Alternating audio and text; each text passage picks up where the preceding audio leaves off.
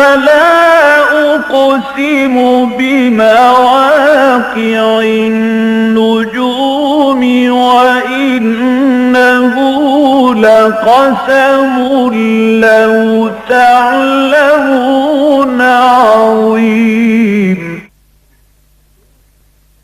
إنه لقرآن كريم في كتاب مكنون لا يمسه إلا المطهرون تنزيل من رب العالمين.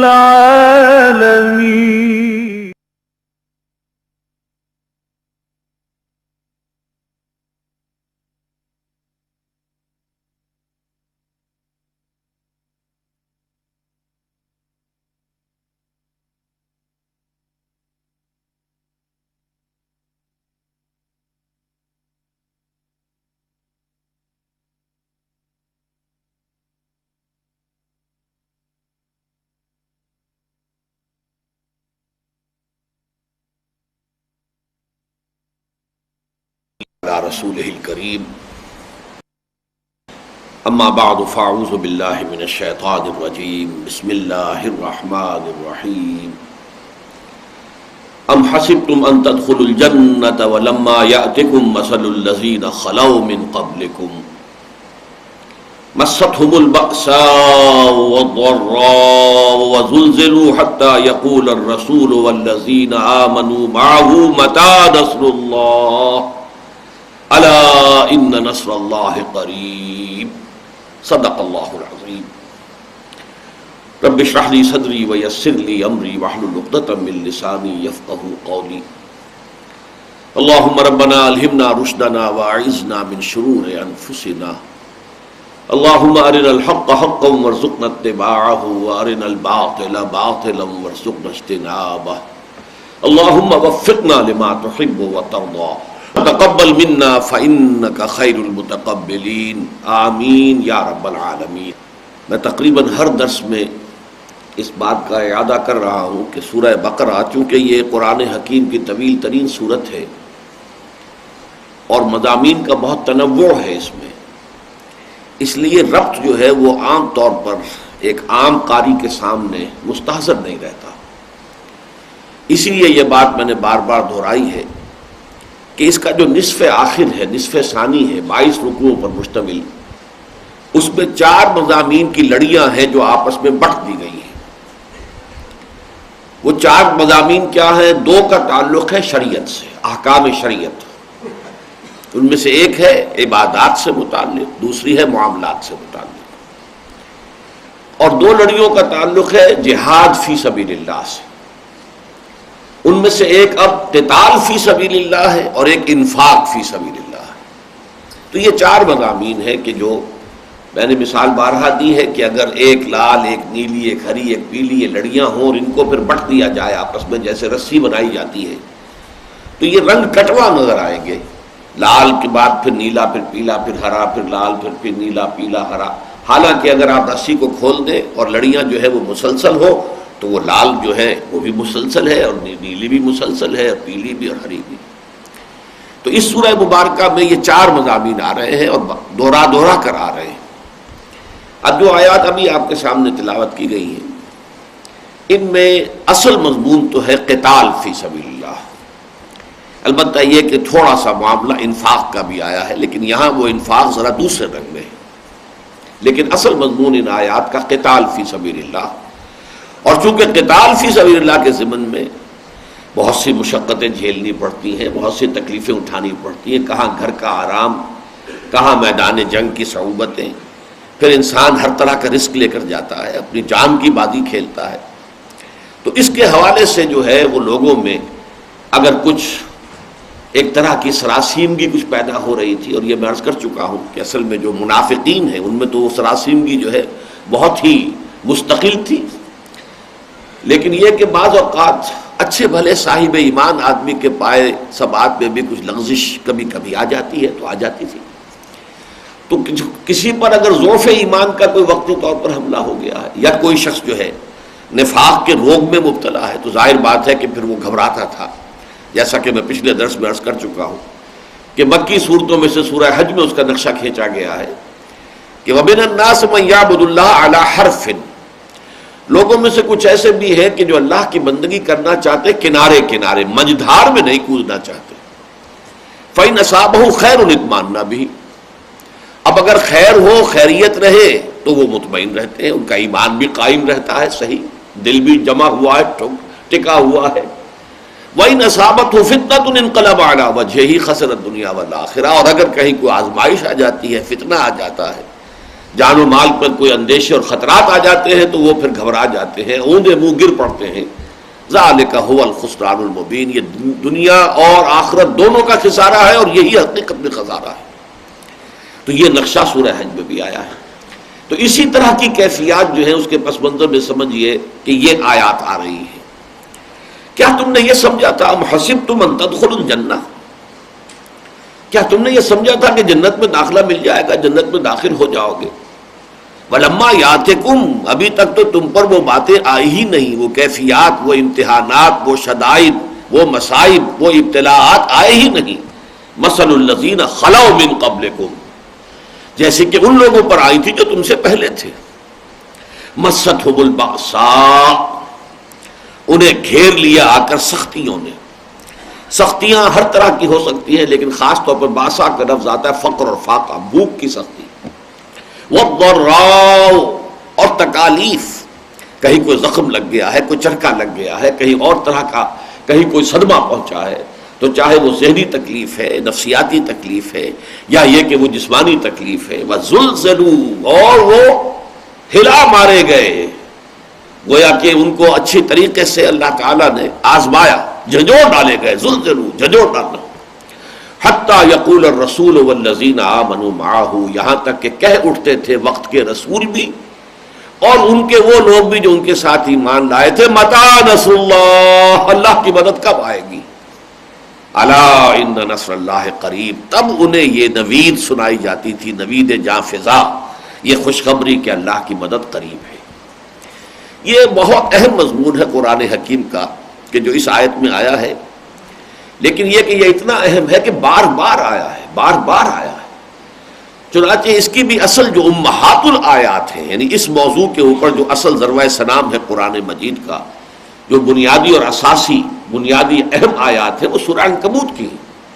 وہ مکی صورت ہے اور وہ دور وہ تھا جبکہ فزیکل پرسیکیوشن شدت اختیار کر گئی تھی، مارا جا رہا تھا، پیٹا جا رہا تھا، غلاموں کو خاص طور پر حضرت بلال پر جو بیت رہی تھی وہ آپ کے علم میں ہے، حضرت خباب بن الارت کو دیکھتے ہوئے انگاروں کے اوپر لٹا دیا گیا، حضرت یاسر، حضرت سمیہ رضی اللہ تعالیٰ عنہما کو تو شہید ہی کر دیا گیا شدید ترین ٹارچر کے بعد۔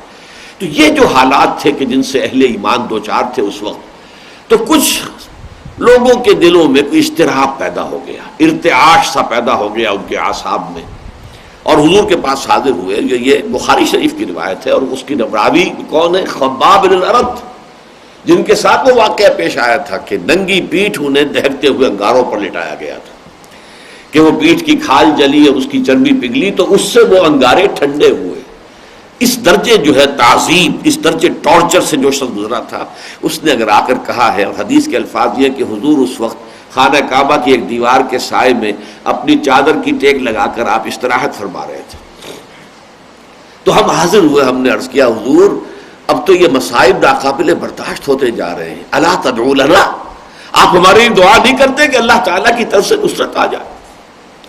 تو حضور نے بھی کچھ اظہار ناراضگی فرمایا، آپ اٹھ کر بیٹھ گئے اور آپ نے کہا خدا کی قسم تم بہت جلدی مچا رہے ہو، تم سے پہلے کے لوگوں پر تو وہ مصیبتیں آئیں جو تم پر ابھی آئی ہی نہیں ہیں، وہی بالکل الفاظ جو اس آیت میں آئے، یہ تو سورہ بقرہ کی آیت ہے، میں آپ کو واقعہ بتا رہا ہوں 8 سال پہلے کا، وہ تو سمجھیے سن 5 یا 690 کی صورت ہے وہ سورہ عنکبوت، کہ تم سے پہلے جو امتیں تھیں جو ایمان لاتے تھے رسولوں پر، ان کا تو یہ بھی ہوتا تھا کہ زندہ آگ میں جلا دیے جاتے تھے، یہ بھی ہوتا تھا کہ لوہے کے کنگھوں سے ان کی ہڈیوں پر سے ان کے گوشت کو کھرچ لیا جاتا تھا، یہ بھی ہوتا تھا کہ ایک گڑھا کھود کر ایک آدمی کو گاڑ دیا جاتا تھا اس میں، اور پھر اس کے سر کے اوپر آرا رکھ کر چیرنا شروع کرتے تھے اور پورے جسم کو 2 حصوں میں تقسیم کر دیتے تھے، لیکن پھر بھی وہ ثابت قدم رہتے تھے۔ تو تم تو جلدی بچا رہے ہو، خدا کی قسم وہ دن آ کر رہے گا کہ ایک سوار صنعاء سے حضر موت تک سفر کرے گا اور اسے سوائے اللہ کے کسی کا خوف نہیں ہوگا، لیکن بہرحال وقت لگے گا۔ یہ جو واقعہ میں نے آپ کو سنایا ہے، اب ذرا اس پس منظر میں وہ آیات دیکھیے، الف لام میم، احسب الناس ان یترکوا ان یقولوا آمنا وهم لا یفتنون، کیا لوگوں نے یہ سمجھا تھا کہ وہ چھوڑ دیے جائیں گے، چھوٹ جائیں گے، جہنم سے نجات مل جائے گی، اللہ تعالیٰ کے عقوبت سے اور سزا سے بچ جائیں گے صرف یہ کہنے سے کہ ہم ایمان لے آئے؟ وهم لا یفتنون، اور انہیں آزمایا نہیں جائے گا۔ وَلَقَدْ فَتَنَّا الَّذِينَ مِن قَبْلِهِمْ، ہم نے تو ہمیشہ آزمایا ہے جو بھی پہلے آیا، جس نے بھی اس وادی میں قدم رکھا، جس نے بھی اس کوچے کے اندر قدم رکھا، جس نے بھی کہا میں ایمان لایا اللہ پر، ہم نے آزمایا اسے۔ وَلَقَدْ فَتَنَّا الَّذِينَ مِن قَبْلِهِمْ فَلَيَعْلَمَنَّ اللَّهُ الَّذِينَ صَدَقُوا وَلَيَعْلَمَنَّ الْكَاذِبِينَ، تو اللہ تو ظاہر کر کے رہے گا ان کو کہ جو سچے ہیں، واقعی صادق الایمان ہیں، اور ان کو کہ جو جھوٹ موٹ کے ہی مومن بنے پھرتے ہیں، جو حقیقت میں مومن نہیں ہیں بلکہ صرف یہ کہ انہوں نے ایمان کا لبادہ اوڑھ لیا۔ اور یہ مضمون اسی رکوع میں سورہ عنکبوت کے پہلے رکوع میں ذرا آگے چل کر اور واضح ہوا آیت نمبر 11 میں، وَلَيَعْلَمَنَّ اللَّهُ الَّذِينَ آمَنُوا وَلَيَعْلَمَنَّ الْمُنَافِقِينَ، اللہ تو لازماً ظاہر کر دے گا کون حقیقتاً مومن ہے اور کون منافق ہے۔ یعنی جو جھیل نہیں سکتا، جو تحمل نہیں کر سکتا، جو برداشت نہیں کر سکتا، جس کی ہمت جواب دے جاتی ہے، جو پیٹھ دکھا دیتا ہے، جو پسپائی اختیار کرنا شروع کر دیتا ہے، پھر وہ مومن نہیں ہے، وہ منافق ہے۔ اور انہی آزمائشوں کے ذریعے ہی سے تو یہ بات کھلتی ہے کہ کون مومن ہے، کون منافق ہے، کون سچا ہے اپنے دعوی ایمان میں اور کون جھوٹ موٹ کا مدعی ایمان ہے۔ تو اگر یہ فتنے نہ ہوں، یہ آزمائشیں نہ ہوں، یہ تکالیف نہ ہوں، یہ مصیبتیں نہ ہوں، تو یہ دودھ کا دودھ پانی کا پانی جدا کیسے ہوگا؟ یہ تو سب گڑبڑ رہیں گے۔ تو یہ مضمون جو سورہ عنکبوت کی ان آیات میں انتہائی یوں سمجھیے، اسی لیے میں نے امہات الآیات قرار دیا اس موضوع پر قرآن مجید کا ضربہ سلام جو ہے وہ سورہ عنکبوت کا پہلا رکوع ہے، اور اس میں انداز اللہ کا بھی وہی ناراضگی کا ہے، وہ خطاب نہیں کیا مسلمانوں سے کہ تم کیوں گھبرا رہے ہو۔ احسب الناس ان یترکوا، یہ غائبانہ انداز جو ہے اس میں ایک مغایرت کا سا انداز ہے، گویا کہ اللہ تعالیٰ التفات نہیں فرمانا چاہتے کہ تم تو جلدی بچا رہے ہو، جیسے حضور نے فرمایا تھا کہ خدا کی قسم تم جلدی بچا رہے ہو۔ احسب الناس ان یترکوا ان یقولوا آمنا وهم لا یفتنون، کیا لوگوں نے یہ سمجھا تھا کہ وہ ایمان لے آئیں گے، ایمان لانے کا دعویٰ کر کے ہی چھوٹ جائیں گے اور انہیں آزمایا نہ جائے گا؟ وَلَقَدْ فَتَنَّا الَّذِينَ مِن قَبْلِهِمْ فَلَيَعْلَمَنَّ اللَّهُ الَّذِينَ صَدَقُوا وَلَيَعْلَمَنَّ الْكَاذِبِينَ۔ اور جیسا کہ میں نے عرض کیا، یہ تو ابتدائی 3 آیتیں ہیں، اور 11ویں آیت میں اس رکوع کے پھر مضمون آیا، وَلَيَعْلَمَنَّ اللَّهُ الَّذِينَ آمَنُوا وَلَيَعْلَمَنَّ الْمُنَافِقِينَ، اللہ تعالیٰ تو واضح کر دے گا، کھول کر رکھ دے گا ان کو بھی کہ جو واقعتاً مومن ہے اور ان کو بھی کہ جو منافق ہے۔ یہاں ذرا ایک بات تو یہ نوٹ کیجئے کہ فتنے کا لفظ جو ہے قرآن مجید میں بار بار آیا ہے۔ فتنہ کہتے ہیں اصل میں عربی زبان میں کسوٹی، کسوٹی کے اوپر گھس کر رگڑ کر یہ معلوم کیا جاتا تھا کہ یہ زر خالص ہے، سونا صحیح ہے یا اس میں کوئی کھوٹ ہے۔ ظاہر بات ہے رگڑ لگے گی تو پتہ چلے گا نا، اگر کسی برتن کے اوپر سونے کا ملمہ کیا ہوا ہے تو رگڑیں گے تو معلوم ہوگا کہ یہ تو ملمہ تھا، یہ اصل سونا ہے ہی نہیں۔ تو یہ جو رگڑ لگتی ہے، یہ جو آزمائش کے اندر تکلیف اور مصیبت، جس کو کہ کہا ہے اکبر الہ آبادی نے کہ تو خاک میں مل اور آگ میں جل، جب خشت بنے تب کام چلے۔ جب تک کہ یہ اس طریقے سے جو اینٹ ہے وہ پکی ہوتی ہے، جب آپ ایاوے میں اس کو ڈالتے ہیں اور اس میں وہ آگ جو ہے اس کو پکاتی ہے، تو خاک میں مل اور آگ میں جل، جب خشت بنے تب کام چلے۔ ان خام دلوں کے عنصر پر بنیاد نہ رکھ، تعمیر نہ کر، کچے پکے لوگوں کو لے کر کھڑے ہو جائیں میدان میں اور باطل کو چیلنج کر دیں، تو ظاہر بات ہے کہ وہ نتیجہ پہلے سے معلوم ہوگا۔ پختہ ہونے چاہیے، جس کو اقبال نے پھر کہا ہے کہ خام ہے جب تک تو ہے مٹی کا ایک انبار تو، اور پختہ ہو جائے تو ہے شمشیر بے زنہار تو۔ لیکن یہ پختگی ہوگی کس طرح؟ انہیں آزمائشوں سے تو ہوگی۔ لیکن یہ کہ بہت عمدہ بات نوٹ کر لیجئے، قرآن مجید میں اس فتنے کی 3 نسبتیں آئی ہیں۔ جیسے ابھی ہم نے دیکھا وَلَقَدْ فَتَنَّا الَّذِينَ مِن قَبْلِهِمْ، ہم نے آزمایا، جو بھی اس آزمائش آ رہی ہے وہ ظاہر بات ہے کہ اللہ کی طرف سے ہے، چاہے وہ ابو جہل کے ہاتھ کے ذریعے آ رہی ہے۔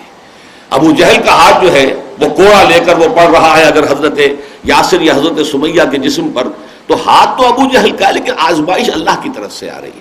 تو نسبتیں دو ہو گئی کہ ایک اللہ کہتا کہ میں نے فتنے کے اندر ڈالا ہے، میں نے امتحان لیا ہے، میں نے تمہیں آزمائش کی اس جو ہے گڑھے میں سے گزارا ہے، اور ایک یہ کہ ان الذین فتنوا المؤمنین والمؤمنات ثم لم یتوبوا فلہم عذاب جہنم ولہم عذاب الحریق۔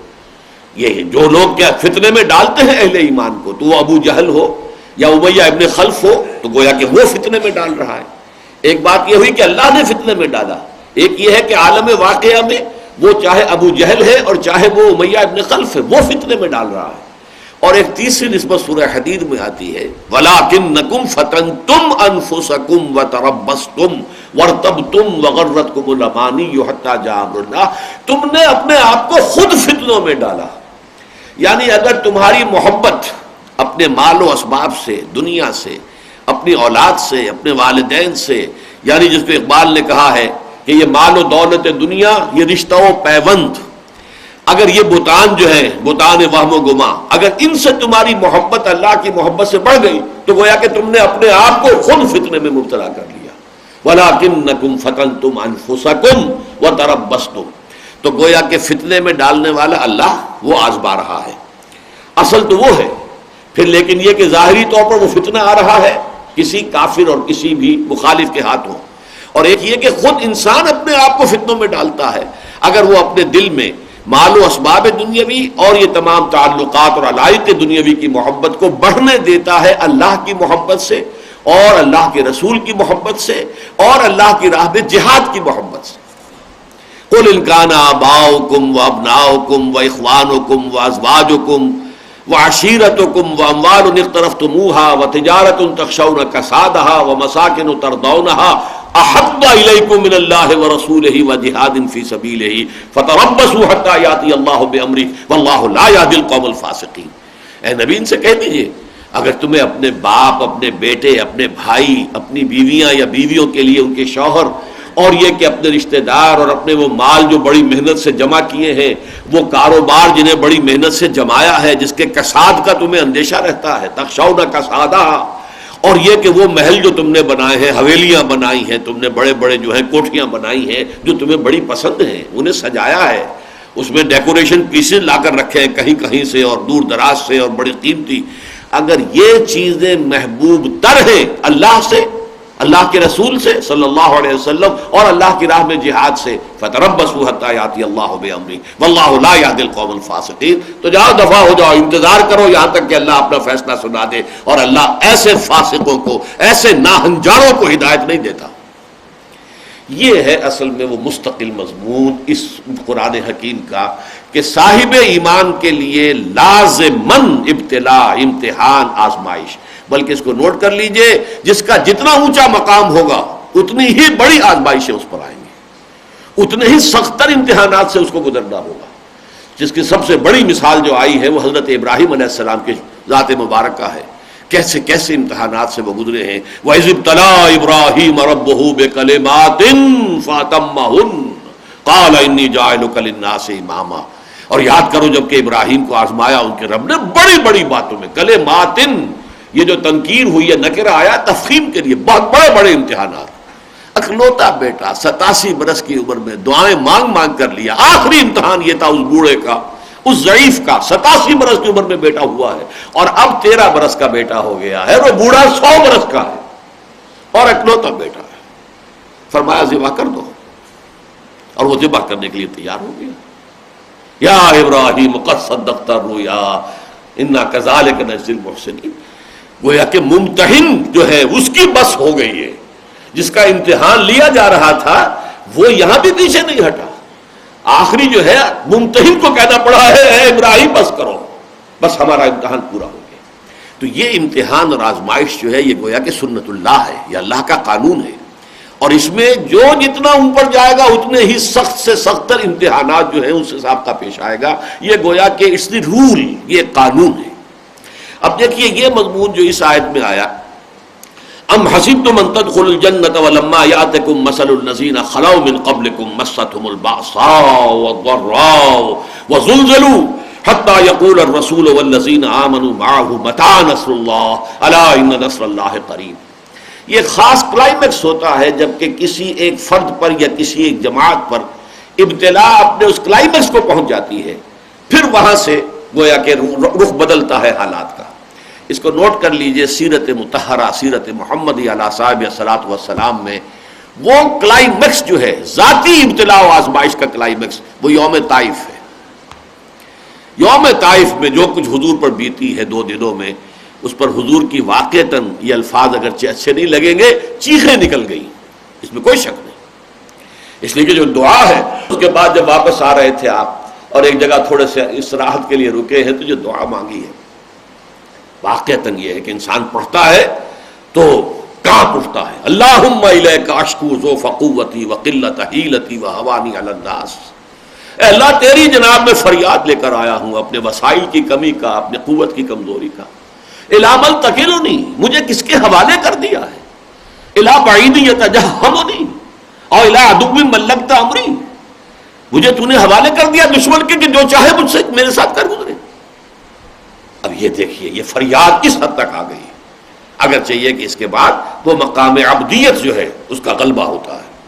ان لم یکن علی غضب فلا ابالی، اے اللہ اگر تو ناراض نہیں ہے تو مجھے کوئی پرواہ نہیں، ٹھیک ہے، سر تسلیم خم ہے جو مزاج یاد میں آئے، مجھے اندیشہ ہے تو اس بات کا کہیں تو ناراض تو نہیں ہو گیا۔ ان لم یکن علی غضب فلا ابالی اعوذ بنور وجهک الذی اشرقت له الظلمات، میں تو تیرے ہی چہرہ انور کی جو انوار ہیں، جو اس کی روشنی ہے، اس کے نور، اسی کی پناہ میں آتا ہوں۔ یہ معاملہ حضور پر ہوا ہے یوم طائف کو، اور اس کے بعد سے وہ پھر گیئر لگا ہے آزمائشوں کا دور حضور کے لیے ذاتی طور پر۔ اگرچہ آپ سمجھیں گے کہ غزوہ احد میں حضور کو تکلیف ہوئی، وہ ٹھیک ہے، لیکن یہ کہ غزوہ احد میں حضور کے دائیں بائیں سامنے آگے وہ لوگ موجود تھے جنہوں نے اپنی جسموں کو ڈھال بنایا ہے حضور کے لیے۔ یہاں تو حضور تنہا تھے، زیادہ سے زیادہ حضرت زید بن حارثہ رضی اللہ تعالیٰ عنہ ساتھ تھے۔ جب پتھراؤ ہو رہا تھا، وہ آگے آ کر اگر دیوار بن کر کھڑے ہوتے تھے تو پیچھے سے پتھر آتے تھے، وہ پیچھے جاتے تھے تو آگے سے پتھر آتے تھے۔ اور کوئی جس کو کہا جائے قصبہ پرسی، شوخ ستم گارے رسوا سر بازارے، صورتحال حضور صلی اللہ علیہ وسلم کی وہ طائف کی گلیوں میں تو یہ تھی۔ لیکن یہی معاملہ اجتماعی طور پر مسلمانوں کے لیے بحیثیت جماعت جو ہے یہ غزوہ احزاب میں جا کر ہوا، شدید ترین۔ وہاں پر بھی یہی بات سورہ احزاب کے اندر آ گئی ہے کہ تمہارے دل جو ہے تمہاری ہستیوں تک آ پہنچے تھے مسلمانوں، اور طرح طرح کے گمان جو ہے تمہارے دلوں میں پیدا ہو رہے تھے، تظنون باللہ الظنون۔ اور اس وقت یہ ہے کہ منافقین کا نفاق جو ہے ان کی زبان پر آ گیا، ما وعدنا اللہ ورسولہ الا غرورا، یہ تو اللہ اور اس کے رسول نے ہم سے جو وعدے کیے تھے جھوٹے ثابت ہوئے، ہمیں سبز باغ دکھا کے مروا دیا، ہم سے کہا گیا تھا کیسر و کسریٰ کے خزانے تمہارے قدموں میں ہوں گے، حال ہمارا یہ ہو گیا ہے کہ رفع حاجت کے لیے باہر نہیں جا سکتے۔ تو یہ تو سب جھوٹ تھا، فریب تھا۔ ما وعدنا اللہ ورسولہ الا غرورا، ہمیں اللہ اور اس کے رسول نے دھوکہ دے کے مروا دیا۔ لیکن جو اہل ایمان تھے ان کی زبان پر ان کا ایمان آیا ہے کس کیفیت کے ساتھ؟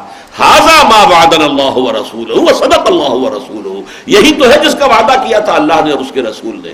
اس نے تو بالکل ابتدا میں مکی دور کے فرما دیا تھا، وَلَنَبْلُوَنَّكُمْ بِشَيْءٍ مِّنَ الْخَوْفِ وَالْجُوعِ وَنَقْصٍ مِّنَ الْأَمْوَالِ وَالْأَنفُسِ وَالثَّمَرَاتِ، وہ آ گیا سامنے، ھذا ما وعدنا اللہ ورسولہ وصدق اللہ ورسولہ۔ تو یہ جو ہے ایمان علیحدہ ہو جانا، نفاق علیحدہ ہو جانا، یہی اصل میں اس ابتلا اور آزمائش کی حکمت ہے۔ یہ جو کلائمیکس کو پہنچ گیا صحابہ کرام کی جماعت کے لیے بحیثیت مجموعی، اس کے بعد سے ریورسل ہو گیا ہے۔ غزوہ احزاب کے بعد ہی حضور نے فرما دیا تھا، اور غزوہ احزاب کے بعد ہی سورہ صف نازل ہوئی ہے، جس میں کہ یہ بشارت دے دی گئی کہ اب فتح قریب ہے۔ وَأُخْرَىٰ تُحِبُّونَهَا نَصْرٌ مِّنَ اللَّهِ وَفَتْحٌ قَرِيبٌ الا ان نصر اللہ قریب، جو یہ الفاظ آئے ہیں سورہ پھر صف کے اندر، وَأُخْرَىٰ تُحِبُّونَهَا نَصْرٌ مِّنَ اللَّهِ وَفَتْحٌ قَرِيبٌ وَبَشِّرِ الْمُؤْمِنِينَ۔ اور اے نبی اب آپ اہل ایمان کو بشارت دے دیجیے کہ اب صورتحال بدل جائے گی، ٹیبل ول بی ٹرنڈ۔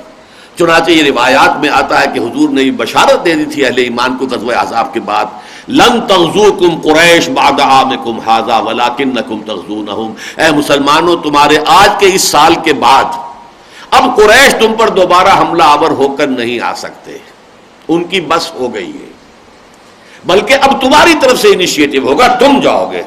چنانچہ آپ کو معلوم ہے اگلے سال ہی حضور 1400 یا 1800 صحابہ کے ساتھ گئے ہیں عمرے کی نیت سے، اور وہاں صلح حدیبیہ ہو گئی، جس کو کہ اللہ تعالیٰ نے فرمایا انا فتحنا لک فتحا مبینا، یہ گویا کہ اگلے سال ہو گیا۔ تو اس اعتبار سے یہ معاملہ ہوتا ہے کہ جب یہ ابتلاء اور آزمائش اپنے کلائمیکس کو پہنچ جائے، انفرادی سطح پر بھی اور اجتماعی سطح پر بھی، تو اس کے بعد پھر وہ وقت آتا ہے کہ جب کہ وقت کے رسول بھی پکار اٹھے اور ان کے ساتھی بھی متی نصر اللہ الا ان نصر اللہ قریب۔ اب دیکھیے یہ جو سورہ بقرہ کی آیت نمبر 214 ہے، بالکل یہی مضمون اگلی سورت جو ہے سورہ آل عمران کی آیت نمبر 142 میں ہے، پھر بالکل یہی مضمون سورہ توبہ کی آیت نمبر 16 میں ہے۔ آپ کے علم میں ہوگا یہ سائنس آف نمبرز کہلاتی ہے، آکلٹ سائنسز کے اندر ہے، اعداد کا علم الاعداد۔ تو اگر 214 کو آپ جمع کریں گے، 2 جمع 1 جمع 4 7 بنے گا۔ آیت نمبر 214 ہے سورہ بقرہ کی، آیت نمبر 142 وہی جو ہے عدد ہے اب بھی، لیکن ترتیب بدل گئی ہے، 1 جمع 4 جمع 2 وہی 7، اور سورہ توبہ میں 6 جمع 1 7۔ تو یہ 3 مقامات پر مکی صورتوں میں یہ مضمون آیا۔ جیسا میں نے کہا امہات جو ہے امہات الآیات اس موضوع پر، وہ تو ہے پہلا رکوع سورہ عنکبوت کا جو مکی صورت ہے، لیکن یہ ہے کہ یہ 3 مقام مدنی صورتوں میں جو ہے یہ بہت ایک دوسرے کے مشابہ ہیں۔ دیکھیے سورہ آل عمران میں فرمایا ام حسبتم ان تدخلوا الجنہ، وہی الفاظ، کیا تم نے سمجھا تھا مسلمانوں کہ تم جنت میں داخل ہو جاؤ گے؟ وَلَمَّا يَعْلَمِ اللَّهُ الَّذِينَ جَاهَدُوا مِنكُمْ وَيَعْلَمَ الصَّابِرِينَ۔ ابھی تک تو اللہ نے دیکھا ہی نہیں ہے کہ تم میں سے کون ہے جو واقعتاً جہاد کا حق ادا کرنے والے ہیں اور کون ہے جو واقعتاً صبر کرنے والے ہیں، ابھی تو دیکھنا باقی ہے۔ یہاں ایک خاص بات نوٹ کیجئے، اس لیے کہ ہم ترجمے میں کچھ فرق ڈالتے ہیں، یہاں کیوں ڈالتے ہیں اس کو سمجھ لیجئے۔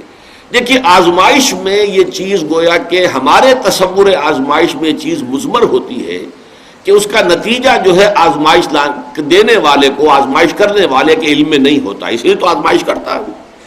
ممتحن امتحان لیتا ہے بچے کا، ظاہر بات ہے اسے نہیں معلوم ہے وہ تو امتحان میں کیا لکھے گا بچہ، کیا نتیجہ نکلے گا، وہ تو امتحان کے نتیجے سے اس کے علم میں آئے گا نا، جو کچھ اس نے لکھا ہوگا تو ممتحن سمجھے گا کہ اس نے یہ کیا۔ یہی وجہ ہے کہ جتنی بھی آیات ابتلاء کی ہے، امتحان کی ہے، آزمائش کی ہے، فتنے کی ہے، وہاں ہر جگہ یعلم، تاکہ اللہ جان لے، یعلم المنافقین، تاکہ اللہ جان لے منافقوں کو، وَلَيَعْلَمَنَّ اللَّهُ الَّذِينَ صَدَقُوا وَلَيَعْلَمَنَّ الْكَاذِبِينَ، تاکہ اللہ اور اللہ تو لازماً جان کر رہے گا سچوں کو بھی، اور اللہ تعالیٰ تو لازماً جان کر رہے گا جھوٹوں کو بھی۔ لیکن چونکہ اللہ تعالیٰ کا معاملہ یہ ہے، یہ تو لفظ اللہ نے وہ استعمال کیا جو ہماری ذہنیت کے مطابق ہے، ہمارے تصور کے مطابق ہے، ہماری سوچ کے مطابق ہے، کہ امتحان کا نتیجہ تو اس کے بعد ہی ظاہر ہوتا ہے، ممتحن کو پہلے سے معلوم نہیں ہوتا کہ اس کا نتیجہ کیا نکلے گا، تاکہ جان لے ممتحن جو ہے اس کے علم میں آ جائے کہ یہ جو شخص ہے یہ کتنے پانی میں ہے۔ عند الامتحان یکرم المرء او یہان، امتحان کے موقع پر تو 2 ہی نتیجے ہوتے ہیں، یا کسی انسان کی عزت ہوتی ہے، اعزاز ہوتا ہے، اکرام ہوتا ہے، he comes out with flying colours, اور یا یہ ہے کہ اس کی اہانت ہو جاتی، توہین ہو جاتی، وہ فیل ہو جاتا ہے۔ لیکن چونکہ اللہ کا علم قدیم ہے، یہ صرف اہل تشیع کے ہاں ہے کہ وہ یہ کہتے ہیں کہ اللہ کو بدع بھی ہوتا ہے، یعنی اللہ کے علم میں اضافہ ہوتا ہے۔ بہت سی چیزیں ایسی ہیں جو اللہ کو پہلے سے معلوم نہیں ہوتی، بعد میں جبکہ وہ وقوع پذیر ہو جاتی ہیں تو اس کے علم میں آتی ہیں۔ یہ گویا کہ ان آیات کو وہ ان کے لفظ کے اوپر محمول کر رہے ہیں، یعلم، تاکہ اللہ جان لے۔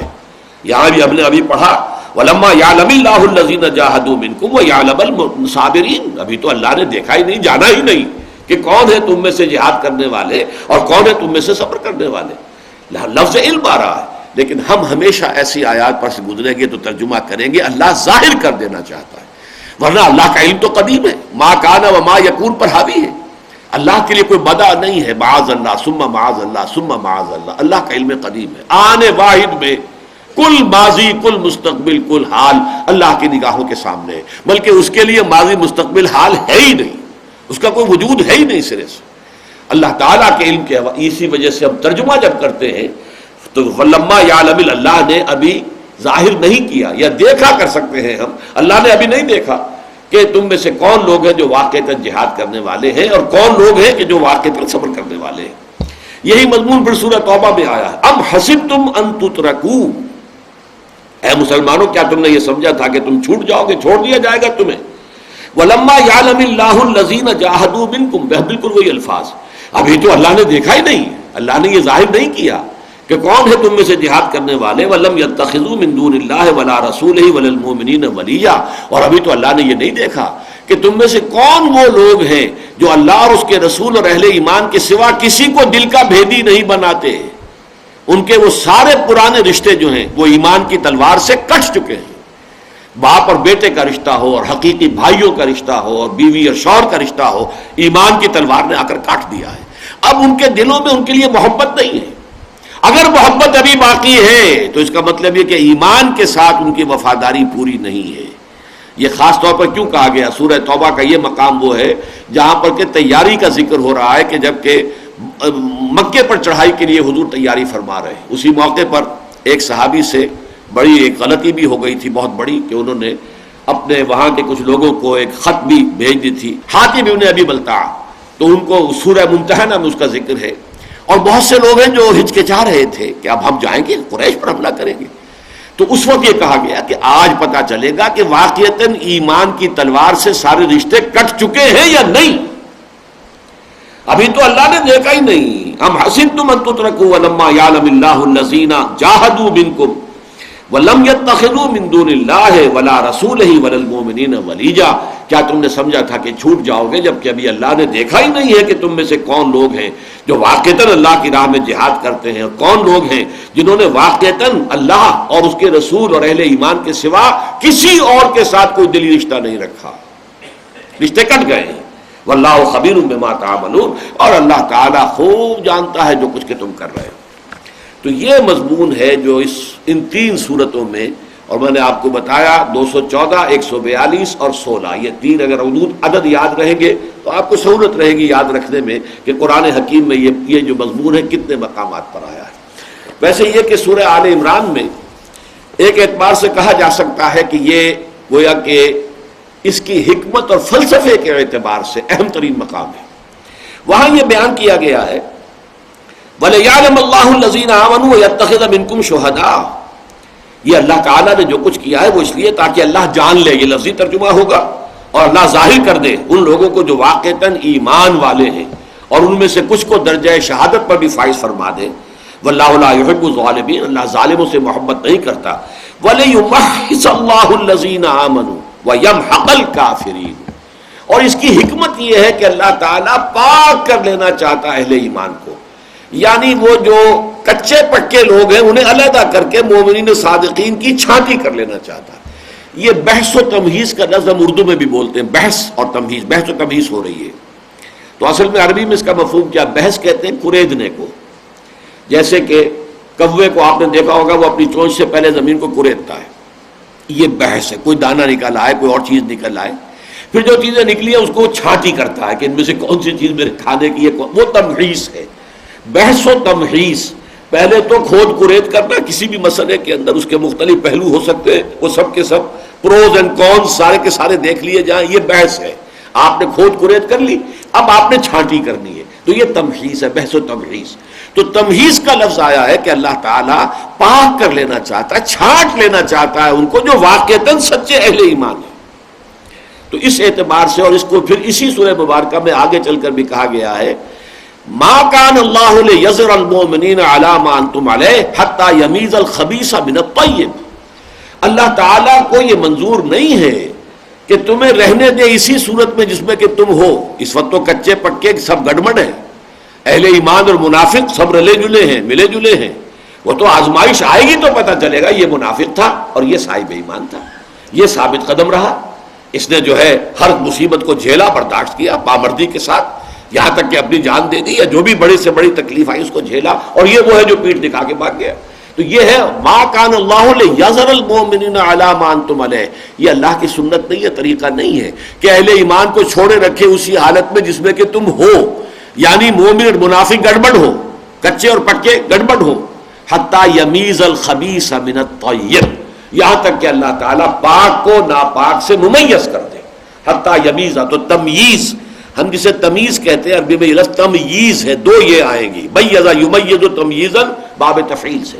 تمحیص و تمییز ہے جو اصل ان آزمائشوں کا مقصود ہے، کہ معلوم ہو جائے کہ کون ہے حقیقی مومن، سچے مومن. اور ظاہر بات ہے جب ظاہر ہو جائے گا تو اہل ایمان کو بھی تو اس کی اطلاع ہو جائے گی، اور وہ بھی مطلع ہو جائیں گے کہ ہمارا جو ویک ایسپیکٹ ہے، ہمارا ففتھ کالمسٹ عنصر کون سا ہے، ہماری کمزوری جو ہے جماعتی سطح پر کس کس طرف سے اندیشہ ہو سکتا ہے، کس کس طرف سے جو ہے باطل ہمارے اندر در اندازی کر سکتا ہے. تو یہ اہل ایمان کے علم میں آ جائے گا.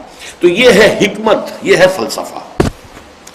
اب آگے چلیے. ام حسبتم ان تدخلوا الجنة ولما يأتكم مثل الذين خلوا من قبلكم مستهم البأساء والضراء وزلزلوا حتى يقول الرسول والذين آمنوا معه متى نصر الله ألا إن نصر الله قريب. يسألونك ماذا ينفقون. اب یہاں یہ انفاق کا مضمون آیا ہے بہت اختصار کے ساتھ ایک آیت میں، اور اس کا بھی رنگ تھوڑا سا مختلف ہے. اچھی طرح نوٹ کر لیجئے، مستقل طور پر تو معاملہ یہ ہے کہ قرآن مجید میں انفاق کا لفظ آتا ہے صرف اللہ کے دین کے لیے خرچ کرنے کے لیے. اللہ کے دین کی اشاعت، نشر و اشاعت، اس کے اندر بھی پیسہ لگتا ہے. آپ ظاہر بات ہے کہ فرض کیجئے سفر کرتے ہیں اس کے لیے تو اس میں بھی اخراجات آئیں گے. آپ کو چیزیں شائع کرتے ہیں تو اس میں بھی اخراجات ہوں گے. تو یہ جو دعوت دین ہے اس کے لیے بھی مال کی ضرورت ہے، خرچ کی ضرورت ہے. پھر خاص طور پر اقامت دین کو قائم کرنے کی جد و جہد، اور اس میں بھی اخص الخاص جو ہے سمجھیے جبکہ وہ ایک جنگ کی صورت پیدا ہو جائے، ایک تصادم کا مرحلہ آ جائے، تو پھر تو یہ قدم قدم پر پیسے کی ضرورت ہے. اسلحہ کے لیے پیسہ چاہیے، رسد کے لیے پیسہ چاہیے، سواریوں کے لیے پیسہ چاہیے. یہ ساری چیزیں جو ہے پیسے سے ہی ہوں گی نا. لہذا اس کے لیے جو پیسہ خرچ کیا جاتا ہے وہ ہے انفاق. اور اسی کے لیے لفظ آتا ہے اللہ کو قرض حسنہ دینا، چونکہ یہ اللہ کا دین ہے، اللہ کے کلمے کو سربلند کرنا ہے. لتکون کلمۃ اللہ ہی العلیٰ، تو یہ گویا کہ جو بھی خرچ کیا جا رہا ہے یہ اللہ کے ذمے قرض حسنہ ہے. ایک ہے صدقہ، خیرات، ایتاء مال اور زکوٰۃ. یہ چار الفاظ ہیں. صدقہ، زکوٰۃ یہ کس کے لیے ہے؟ غرباء کے لیے، مساکین کے لیے، یتیموں کے لیے، بیواؤں کے لیے، بھوکوں کے لیے، مسافروں کے لیے، مقروضوں کے لیے، غلاموں کو غلامی سے نجات دلانے کے لیے. یہ دو مدیں علیحدہ ہو گئی. لیکن یہ کہ قرآن مجید کے اندر کہیں کہیں یہ اصطلاحات ایک دوسرے کی جگہ بھی استعمال ہو جاتی ہیں. تو یہاں لفظ آیا تو ہے انفاق کا، اس لیے کہ یہ میں آپ سے عرض کر چکا ہوں کہ جو دو لڑیاں ہیں اس سورہ مبارکہ میں جہاد فی سبیل اللہ کی، وہ لڑیاں دو یہی ہیں، قتال فی سبیل اللہ اور انفاق فی سبیل اللہ. تو لفظ تو وہی لائے ہیں، اگرچہ یہاں پر وہ مضمون آیا ہے جو ہم آیہ بر میں پڑھ چکے ہیں. وَآتَ الْمَالَ عَلَىٰ حُبِّهِ ذَوِي الْقُرْبَىٰ وَالْيَتَامَىٰ وَالْمَسَاكِينَ وَابْنَ السَّبِيلِ وَالسَّائِلِينَ وَفِي الرِّقَابِ. یعنی جو صدقات اور زکوٰۃ کے جو مصارف ہیں یہاں انہی کا ذکر ہے. یسألونک ماذا ينفقون، اے نبی آپ سے پوچھتے ہیں کہ ہم کتنا خرچ کریں، کیا کچھ خرچ کریں. بار بار کہا جا رہا ہے خرچ کرو، خرچ کرو، خرچ کرو. وانفقوا فی سبیل اللہ ولا تلقوا بایدیکم الی التہلکہ، اپنے آپ کو اپنے ہاتھوں ہلاکت میں مت ڈالو، خرچ کر دو، لگا دو اللہ کی راہ میں. تو کتنا خرچ کریں؟ ماذا ينفقون. قل، اگرچہ یہ سوال آگے بھی چل کر آئے گا اور اس کا جواب آگے یہ دیا جائے گا. قل العفو، اے نبی کہہ دیجئے جو بھی تمہاری ضرورت سے زائد ہے دے دو، مت رکھو. اسے اپنے پاس کنز نہ بناؤ، اسے اپنے پاس خزانے کی شکل مت دو، اس کو اپنے پاس ذخیرہ مت کرو، لگا دو اللہ کی راہ میں. لیکن یہاں فرمایا ہے کہ جو بھی تم ما انفقتم من خیر، جو بھی تم خرچ کرو خیر میں سے، مال میں سے، فللوالدین، تمہارے والدین کے لیے، والاقربین اور تمہارے رشتہ داروں کے لیے، والیتامیٰ یتیموں کے لیے، والمساکین اور مسکینوں کے لیے، محتاجوں کے لیے، وابن السبیل اور مسافر کے لیے. وما تفعلوا من خیر فإن اللہ بہ علیم. اور جو بھی خیر تم کرو گے، جو بھی نیکی کماؤ گے تو اللہ تعالیٰ جو ہے اس کو اس کا علم ہے اور وہ اس کی نگاہوں سے پوشیدہ نہیں ہے.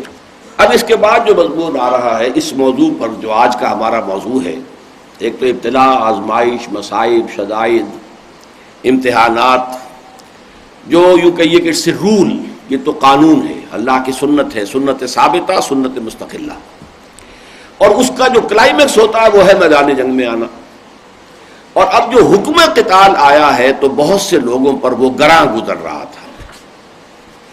قل ما انفقتم من خیر، اے نبی کہہ دیجئے کہ جو بھی کچھ تم خرچ کرو گے خیر مال، فللوالدین، تو والدین کے لیے ہے، والاقربین اور تمہارے قرابت داروں کے لیے ہے، والیتامیٰ اور یتیموں کے لیے، والمساکین اور محتاجوں کے لیے، وابن السبیل اور مسافر کے لیے. وما تفعلوا من خیر فإن اللہ بہ علیم، جو بھی خیر تم کرو گے اللہ کے علم میں ہے. اب اس کے بعد جیسا کہ میں نے عرض کیا وہ مضمون آ رہا ہے کتب علیکم القتال، اب تم پر قتال فرض کر دیا گیا۔ دیکھیے نوٹ کر لیجئے، اس سے پہلے ہم نے اذن قتال دیکھا تھا۔ اذن قتال سورہ حج کی آیت سے ہے، اذن للذین یقاتلون بانہم ظلموا۔ ان دونوں چیزوں میں فرق ہے، ایک ہے اجازت دی جا رہی ہے لیکن ابھی حکم نہیں ہے، فرضیت نہیں ہے، لازم نہیں ہے، لیکن اجازت کے بعد اب یہ سورہ بقرہ کے اندر اور سورہ محمد صلی اللہ علیہ وسلم، اگرچہ ہے وہ 26ویں پارے میں لیکن وہ بھی غزوہ بدر سے پہلے نازل ہوئی ہے، تو ان دو صورتوں کے اندر قتال کی فرضیت کا حکم آیا کہ اب یہ فرض کے درجے میں، اب یہ دعوت محمدی صلی اللہ علیہ وسلم اور یہ بھی غلبہ دین کی جد و جہد جو حضور اور آپ کے صحابہ فرما رہے ہیں، محمد الرسول اللہ والذین معہ، اب یہ اس آخری مرحلے میں داخل ہو چکی ہے، لہذا اب جنگ تم پر فرض کر دی گئی۔ دیکھیے لفظ آیا کتب علیکم القتال، جیسے کتب علیکم الصیام آیا تھا، جیسا کتب علیکم القصاص فی القتل، قتل کے معاملات میں قصاص تم پر لازم ہے، اسی طریقے سے کتب علیکم اذا حضر احدکم الموت وان ترک خیرا للوصیہ، ایک وقت تک کے لیے وصیت کو لازم کر دیا گیا تھا جب تک کہ جو وراثت کے احکام نہیں آئے، تو کوتبہ کا لفظ آیا ہے کوتبہ علیکم القتال، اب تم پر جنگ کرنا فرض کر دیا گیا۔ وہو کرہ لکم، یہ کرہن سے ہی ہے جس کو ہم مکروہ کہتے ہیں، پسند ناپسندیدہ، یہ تمہیں پسند نہیں آ رہا، اچھا نہیں لگ رہا، یہ کیا ہمیں اب حکم دیا جا رہا ہے، اب میدان جنگ میں جانے کی اور نقد جان ہتھیلی پر رکھ کر میدان میں حاضر ہونے کے لیے پکارا جا رہا ہے، تمہیں اچھا نہیں لگ رہا۔ وَعَسَىٰ أَن تَكْرَهُوا شَيْئًا وَهُوَ خَيْرٌ لَكُمْ، اور دیکھو جان لو ہو سکتا ہے تم کسی شے کو ناپسند کرو درا حالانکہ اسی میں تمہارے لیے خیر ہو۔ وَعَسَىٰ أَن تُحِبُّوا شَيْئًا وَهُوَ شَرٌّ لَكُمْ، اور اسی طرح یہ بھی عین ممکن ہے کہ تم کسی شے کو پسند کرو، اس سے محبت کرو، اس کو بہت ہی مفید سمجھو حالانکہ اس میں تمہارے لیے شر۔ وَاللَّهُ يَعْلَمُ وَأَنْتُمْ لَا تَعْلَمُونَ، اللہ جانتا ہے تم نہیں جانتے۔ یہ آیت ایک تو یہ کہ جو فرضیت قتال ہے اس پر یہ گویا کہ نص قطعی ہے، کتب علیکم القتال۔ دوسرے یہ کہ ویسے بھی ایک بندہ مومن کی سوچ جو ہے اور اس کا جو ایک ذاتی تعلق اللہ کے ساتھ ہونا چاہیے، اس کے اعتبار سے نہایت اہم مضمون ہے جو اس میں آیا ہے، جو کہ مختلف مقامات پر سورہ حدید سورہ تغابن میں بھی آیا ہے، جس کو کہ ہم پڑھتے ہیں کہ تفویض الامر الی اللہ، راضی برضائے رب۔ ایک شے وہ ہے جو آپ کو نظر آ رہی ہے کہ یہ ناپسندیدہ ہے، ناگوار ہے، یہ میرے لیے موجب تکلیف ہے، موجب کوفت ہے، لیکن سمجھا جائے کہ یقیناً اس کے اندر میرے لیے میرے رب کی طرف سے کوئی خیر ہوگا۔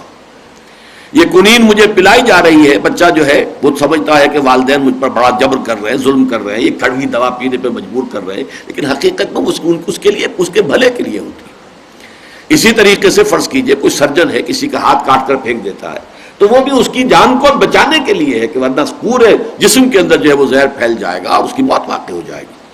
تو جو چیز بھی آئے، ما اصاب من مصیبت الا باذن اللہ ومن یؤمن باللہ یہد قلبہ، اس کی بنیاد اصل میں یہی ہے کہ جو بھی شے آ رہی ہے تم پر اس کے بارے میں جان لو کہ وہ اللہ کے اذن سے آ رہی ہے، اللہ کے علم کے بغیر، اذن کے بغیر نہیں آ رہی ہے، اور اللہ جو ہے بیدک الخیر، اس کے ہاتھ میں خیر ہی خیر ہے، بظاہر تمہارے لیے شر ہے، حقیقت میں خیر ہے، لہذا اسے تسلیم کرو کہ سرے تسلیم خم ہے جو مزاج یار میں آئے، نہ شود نصیب دشمن کے شود ہلا کے تیغت، سرے دوستاں سلامت کے تو خنجر آزمائی۔ اللہ کی رضا کے سامنے راضی برضا،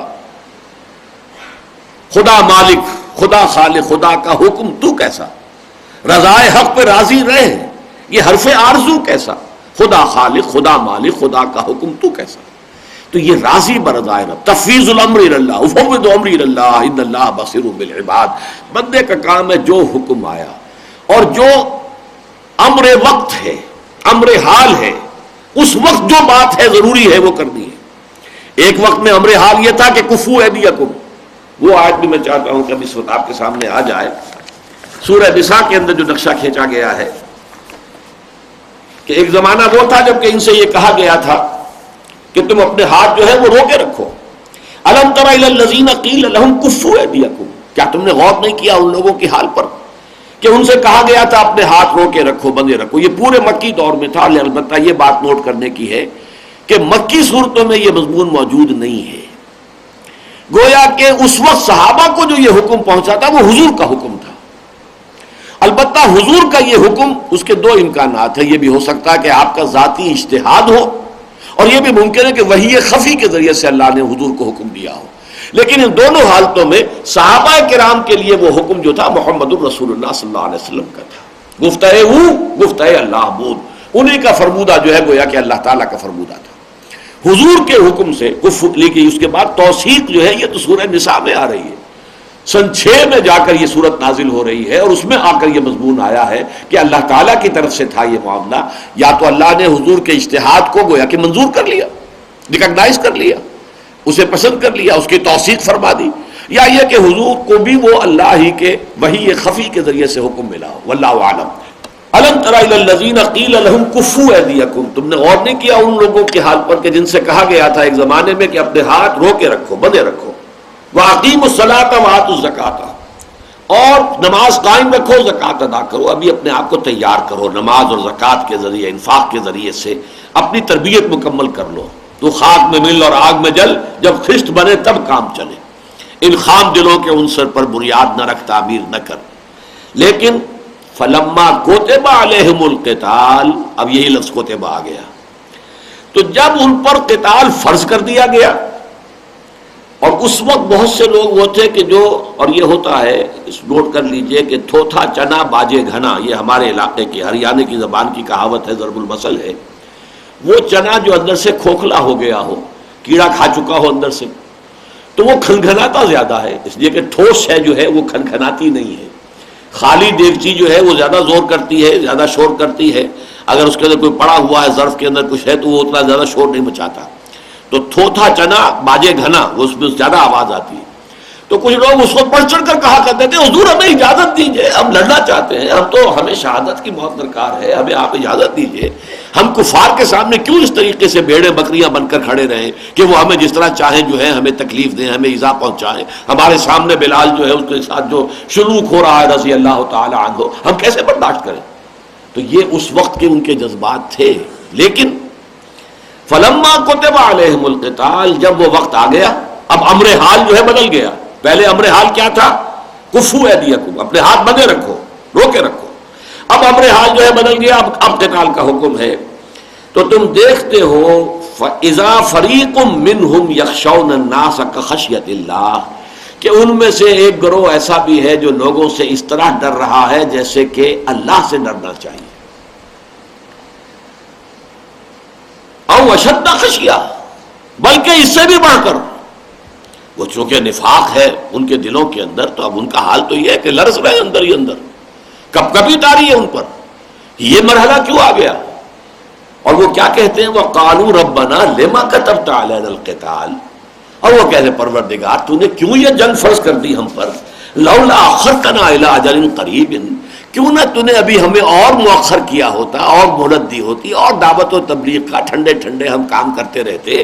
ابھی صرف وہی سلسلہ رہتا، نماز روزہ دعوت تبلیغ، زبانی جو ہے لوگوں کو بھلائی کی دعوت دینا، تلقین کرنا، لوگوں کے اخلاق سنوارنا، تربیت اور تزکیہ، بس یہ ٹھنڈے ٹھنڈے کام ہم کرتے رہتے. کیوں نہ تو نے ابھی ہمیں اور مؤخر کیا ہوتا. قُلْ مَتَاعُ الدُّنْيَا قَلِيلٌ، اے نبی کہہ دیجئے دیکھو دنیا کا یہ ساز و سامان حقیر شے ہے، کوئی اس کی حقیقت نہیں. موت ہی کا خطرہ ہے نا، کتنے دن اور رہ لو گے یہاں پر؟ زندہ رہو گے تو کیا ابد الآباد تک رہ لو گے؟ کب تک رہو گے؟ یہ دنیا کی زندگی تو فانی ہے، ختم ہو جانے والی ہے. لہذا اور اس کے برتنے کی چیزیں جتنی بھی ہیں تمہیں بہت نظر آتی ہو، بڑا عالی شان مکان ہے، اور بڑا تمہارے پاس کوئی باغ ہے بہت عمدہ، اور بہت ہی ہرا بھرا باغ ہے، اور یہ ہے اور وہ ہے، اور تمہارے پاس مال مویشی ہے، یہ سب قلیل ہے. قل متاع الدنیا قلیل والآخرۃ خیر لمن اتقی، اور آخرت بہتر ہے، کہیں بہتر ہے ان لوگوں کے لیے جو تقوی اختیار کریں. ولا تظلمون فتیلا، اور تم پر بال برابر بھی ظلم نہیں ہوگا. فتیل کہتے ہیں اس دھاگے کو کہ جو اگر آپ کھجور جب کھولتے ہیں کھجور کو تو آپ دیکھتے ہیں کہ اس کی ناف ہوتی ہے، گٹھلی جو ہے، اس گٹھلی کی ناف کے اندر ایک دھاگا سا لگا ہوا ہوتا ہے، یہ فتیل ہے. تو ظاہر بات ہے کہ جو بھی ان کی آبزرویشنز ہوتی تھی اسی سے وہ الفاظ قرآن مجید نے پک اینڈ چوز کیے. بڑی حقیر سی شے وہ دھاگا سا جو لگا ہوتا ہے، یا قطمیر وہ جلی ہوتی ہے جس کے اندر کی وہ لپٹی ہوئی ہے، تو وہ قطمیر کہہ دیتے ہیں اس کو، اور وہ جو ہے وہ فتیل ہے. اور یہ جو چیونٹیوں کے بچے نکلتے ہیں ان کے انڈوں سے، تو اس قدر چھوٹے چھوٹے وہ ذر ہے. تو ذرہ کا لفظ اس سے بنا ہے. ظاہر بات ہے ایٹم کا کوئی تصور تو اس وقت موجود نہیں تھا کہ ایٹم کا یا نیوٹرون کا، پروٹون کا، فوٹون کا، اس کا کوئی تذکرہ کیا جاتا. سب سے چھوٹی چیز جو ہے وہ فَمَنْ يَعْمَلْ مِثْقَالَ ذَرَّةٍ خَيْرًا يَرَهُ وَمَنْ يَعْمَلْ مِثْقَالَ ذَرَّةٍ شَرًّا. اب ذرہ کیا ہے؟ وہ جو چیونٹیوں کے انڈوں میں سے بچے نکلتے ہیں وہ ذر ہے. اسی طریقے سے یہ جو ہے فتیل ہے. وَلَا تُظْلَمُونَ فَتِيلًا، اور تم پر ہرگز وہ دھاگے کے برابر بھی کوئی ظلم نہیں کیا جائے گا. اسی طریقے سے یہ مضمون جو ہے پھر نوٹ کر لیجئے، کتب علیکم القتال وہو کرہ لکم وعسى ان تحبوا تکرہوا شیئا وہو خیر لکم وعسى ان تحبوا شیئا وہو شر لکم واللہ یعلم وانتم لا تعلمون. یہی بات آئی ہے پھر سورہ محمد کے اندر صلی اللہ علیہ وسلم. وَيَقُولُ الَّذِينَ آمَنُوا لَوْلَا أُنزِلَتْ سُورَةٌ، یہ اس کا پس منظر ہے خاص. آپ کے علم میں ہے کہ حضور صلی اللہ علیہ وسلم نے ابھی صرف اذن قتال کی آیت نازل ہوئی تھی، حکم قتال نہیں آیا تھا. لیکن آپ نے مدینہ تشریف آوری کے بعد 7ویں مہینے سے چھوٹے چھوٹے دستے بھیجنے شروع کر دی.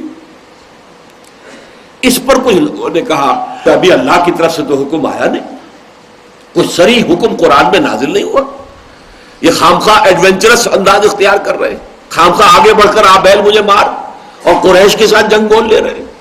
یہ شیر کے منہ میں جانے والی بات ہے. تو یہ جو جن لوگوں کے دلوں میں روگ تھا، جن کے دلوں میں مرض تھا، ضعف ایمان یا نفاق، انہوں نے اس بنیاد پر حضور پر تنقید کی کہ ابھی تک اللہ تعالیٰ کی طرف سے حکم قتال جو ہے صراحتاً صریح حکم جو ہے قرآن مجید میں نازل نہیں ہوا ہے، اور انہوں نے پری ایمپٹ کیا ہے، پیشگی طور پر گویا کہ خود اپنے طور پر آغاز کر دیا. حضور پر یہ تنقید کر رہے تھے وہ منافقین اور ضعیف الایمان لوگ. اس کا تذکرہ ہے وَيَقُولُ الَّذِينَ آمَنُوا لَوْلَا أُنزِلَتْ سُورَةٌ، اور وہ کہتے تھے کہ کیوں نہیں کوئی سورت نازل ہوئی. فَإِذَا أُنزِلَتْ سُورَةٌ مُحْكَمَةٌ، تو پھر جب سورت محکم پختہ صحیح آیت نازل ہو گئی، وَذُكِرَ فِيهَا الْقِتَالُ، اور اس میں قتال کا ذکر آ گیا. اب ان کا عذر ختم ہو گیا، تو اب ان کا حال کیا ہے؟ رَأَيْتَ الَّذِينَ فِي قُلُوبِهِم مَرَضٌ، تو اے نبی آپ دیکھتے ہیں ان لوگوں کو جن کے دلوں میں روگ ہے، نفاق ہے، نفاق کے بیج پڑ چکے ہیں، جن کے دلوں میں یہ ٹی بی کی فرسٹ سٹیج والا نفاق آ گیا ہے. آپ ان کو دیکھتے ہیں ينظرون الیک نظر المغشی علیہ من الموت، وہ اب آپ کو دیکھ رہے ہیں اس طور سے جیسے کہ کوئی شخص جس پر موت کی جان کندنی جو ہے نزع کا عالم ہوتا ہے تو اس کی آنکھیں ادھر ادھر جو پھرتی ہیں، ایسے ان کی آنکھیں ان کے ڈیلوں میں پھر رہی ہیں، گویا کہ ان پر موت وارد ہو گئی. ان کی بزدلی کی وجہ سے، ان کی خوف کی وجہ سے کہ اب حجت تو ختم ہو گئی. ہم نے تو ابھی تک تو سہارا لیا تھا اس کا کہ قرآن مجید میں تو صریح حکم آیا ہی نہیں. لولا انزلت سورۃ، یہ لوگ خود ہی جو ہے آگے سے آگے چل کر، آگے سے آگے بڑھ کر انہوں نے یہ میدان کارزار گرم کر رہے ہیں اور ٹکراؤ مول لے رہے ہیں قریش کے ساتھ، قریش کے خلاف اقدام کر رہے ہیں. لولا انزلت سورۃ، اگر واقعتاً یہ ایسی ضروری بات تھی اور صحیح تھی تو کیوں نہیں کوئی سورت نازل ہوئی. اور اس میں چونکہ پھر نوٹ کیجئے، ہو سکتا ہے کہ حضور نے وہ اقدام اپنے ذاتی اجتہاد سے کیا، اور یہ بھی ہو سکتا ہے کہ حضور نے اس آیت سے رہنمائی لی ہو کہ جو نازل ہو چکی ہے سورہ حج میں. لیکن سورہ حج کی اس آیت کے بارے میں دو آراء ہیں، اس لیے کہ سورہ حج خود مختلف فی ہے اس اعتبار سے کہ سورہ حج مکی ہے یا مدنی ہے. میرے نزدیک اصل صورت مکی ہے، لیکن یہ کہ اس کی کچھ آیتیں لازماً مدنی ہیں. اور کچھ آیتوں کے بارے میں مجھے یہ قول ملا حضرت عبداللہ ابن عباس رضی اللہ تعالی عنہما کا، جو امام سیوطی کی کتاب ہے الاتقان فی علوم القرآن، کہ وہ آیات نازل ہوئی ہیں اثناء سفر ہجرت میں، جبکہ حضور مکے سے روانہ ہو چکے، ابھی مدینے پہنچے نہیں ہیں. 7 دن لگے ہیں، 7 میں 3 دن جمع کیجئے غار ثور کے تو 10 دن ہیں. یعنی حضور کا اپنے گھر سے روانہ ہو کر اور پھر مدینے میں قباء پہ پہنچ جانا، اس میں 10 دن لگے. 3 دن راتیں غار ثور میں اور 7 دن آپ کے سفر میں لگے. اس دوران میں جو آیات نازل ہوئی ہیں، اب انہیں مکی کہیں گے یا مدنی کہیں گے؟ مدینے حضور ابھی پہنچے نہیں اور مکے سے آپ رخت سفر اختیار کر چکے، باندھ چکے. بہرحال ایک رائے یہ ہے کہ یہ اس زمانے میں آیت نازل ہوئی ہے اذن للذین یقاتلون بانہم ظلموا وان اللہ علی نصرہم لقدیر. اجازت دے دی گئی ہے اب ان لوگوں کے لیے کہ جن کے پہلے ہاتھ بندھے ہوئے تھے اب ان کے ہاتھ کھول دیے گئے اور اللہ تعالیٰ ان کی مدد پر قادر ہے۔ تو گویا کہ حضور نے اس اذن کے تحت آپ نے وہ اقدام کیا اور آپ نے وہ چھاپا مار دستے بھیجنے شروع کر دیے۔ 4 سرایا اور 4 جو غزوات ہیں وہ غزوہ بدر سے پہلے یہ سیرت کی کتابوں میں محفوظ ہے، اگرچہ ایک خاص دور میں انگریزی دور میں جو کتابیں لکھی گئی سیرت کی ان میں ان چیزوں کو چھپا دیا گیا، علامہ شبلی تک چھپا گئے اس کو، اس لیے کہ چونکہ مغرب ہم پر یہ اعتراض کر رہا تھا کہ یہ تو بوئے خون آتی ہے اس قوم کے افسانوں سے، اسلام تو تلوار سے پھیلا ہے، لہذا ہمارا انداز ہو گیا اپولوجیٹک۔ اس وقت ہم غلام بھی تھے، ذہنی طور پر بھی ہم پر غلامی کے اثرات تھے، ویسے تو غلام تھے ہی لیکن ذہناً بھی غلام ہو گئے تھے کچھ، اور بڑے بڑے اہل قلم اور اہل علم بھی غلام ہو گئے تھے ذہنی اعتبار سے، تو انہوں نے اس اعتبار سے اپولوجیٹک انداز اختیار کیا، نہیں دیکھیے جنگ شروع نہیں کی ہم نے، نہیں کی حضور نے نہیں کی تھی، بلکہ جنگ تو ان پر ٹھونس دی گئی تھی، وہ تو دفاعی جنگ تھی جو حضور نے کی ہے، اور اس میں انہوں نے گویا کہ سیرت کے اس پورے باب ہی کو حذف کر دیا۔ حالانکہ واقعہ یہ ہے کہ ہجرت کے بعد مکے والوں کی طرف سے کوئی اقدام نہیں ہوا، قطعاً نہیں ہوا، اقدام حضور کی طرف سے ہوا اور 7ویں مہینے سے شروع ہو گیا۔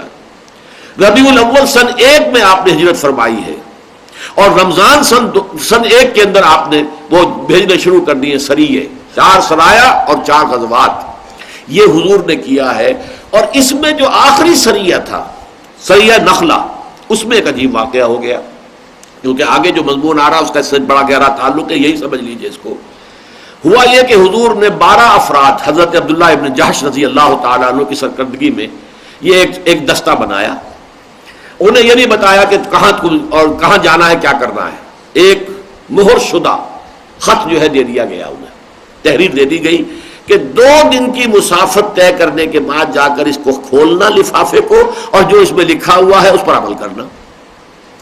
2 دن وہ مکے کی طرف چلتے رہے ہیں، اس کے بعد انہوں نے وہ خط کھولا تو اس میں لکھا ہے کہ تم نخلا جاؤ، وہاں مقیم رہو اور قریش کی نقل و حرکت سے ہمیں مطلع کرتے رہو۔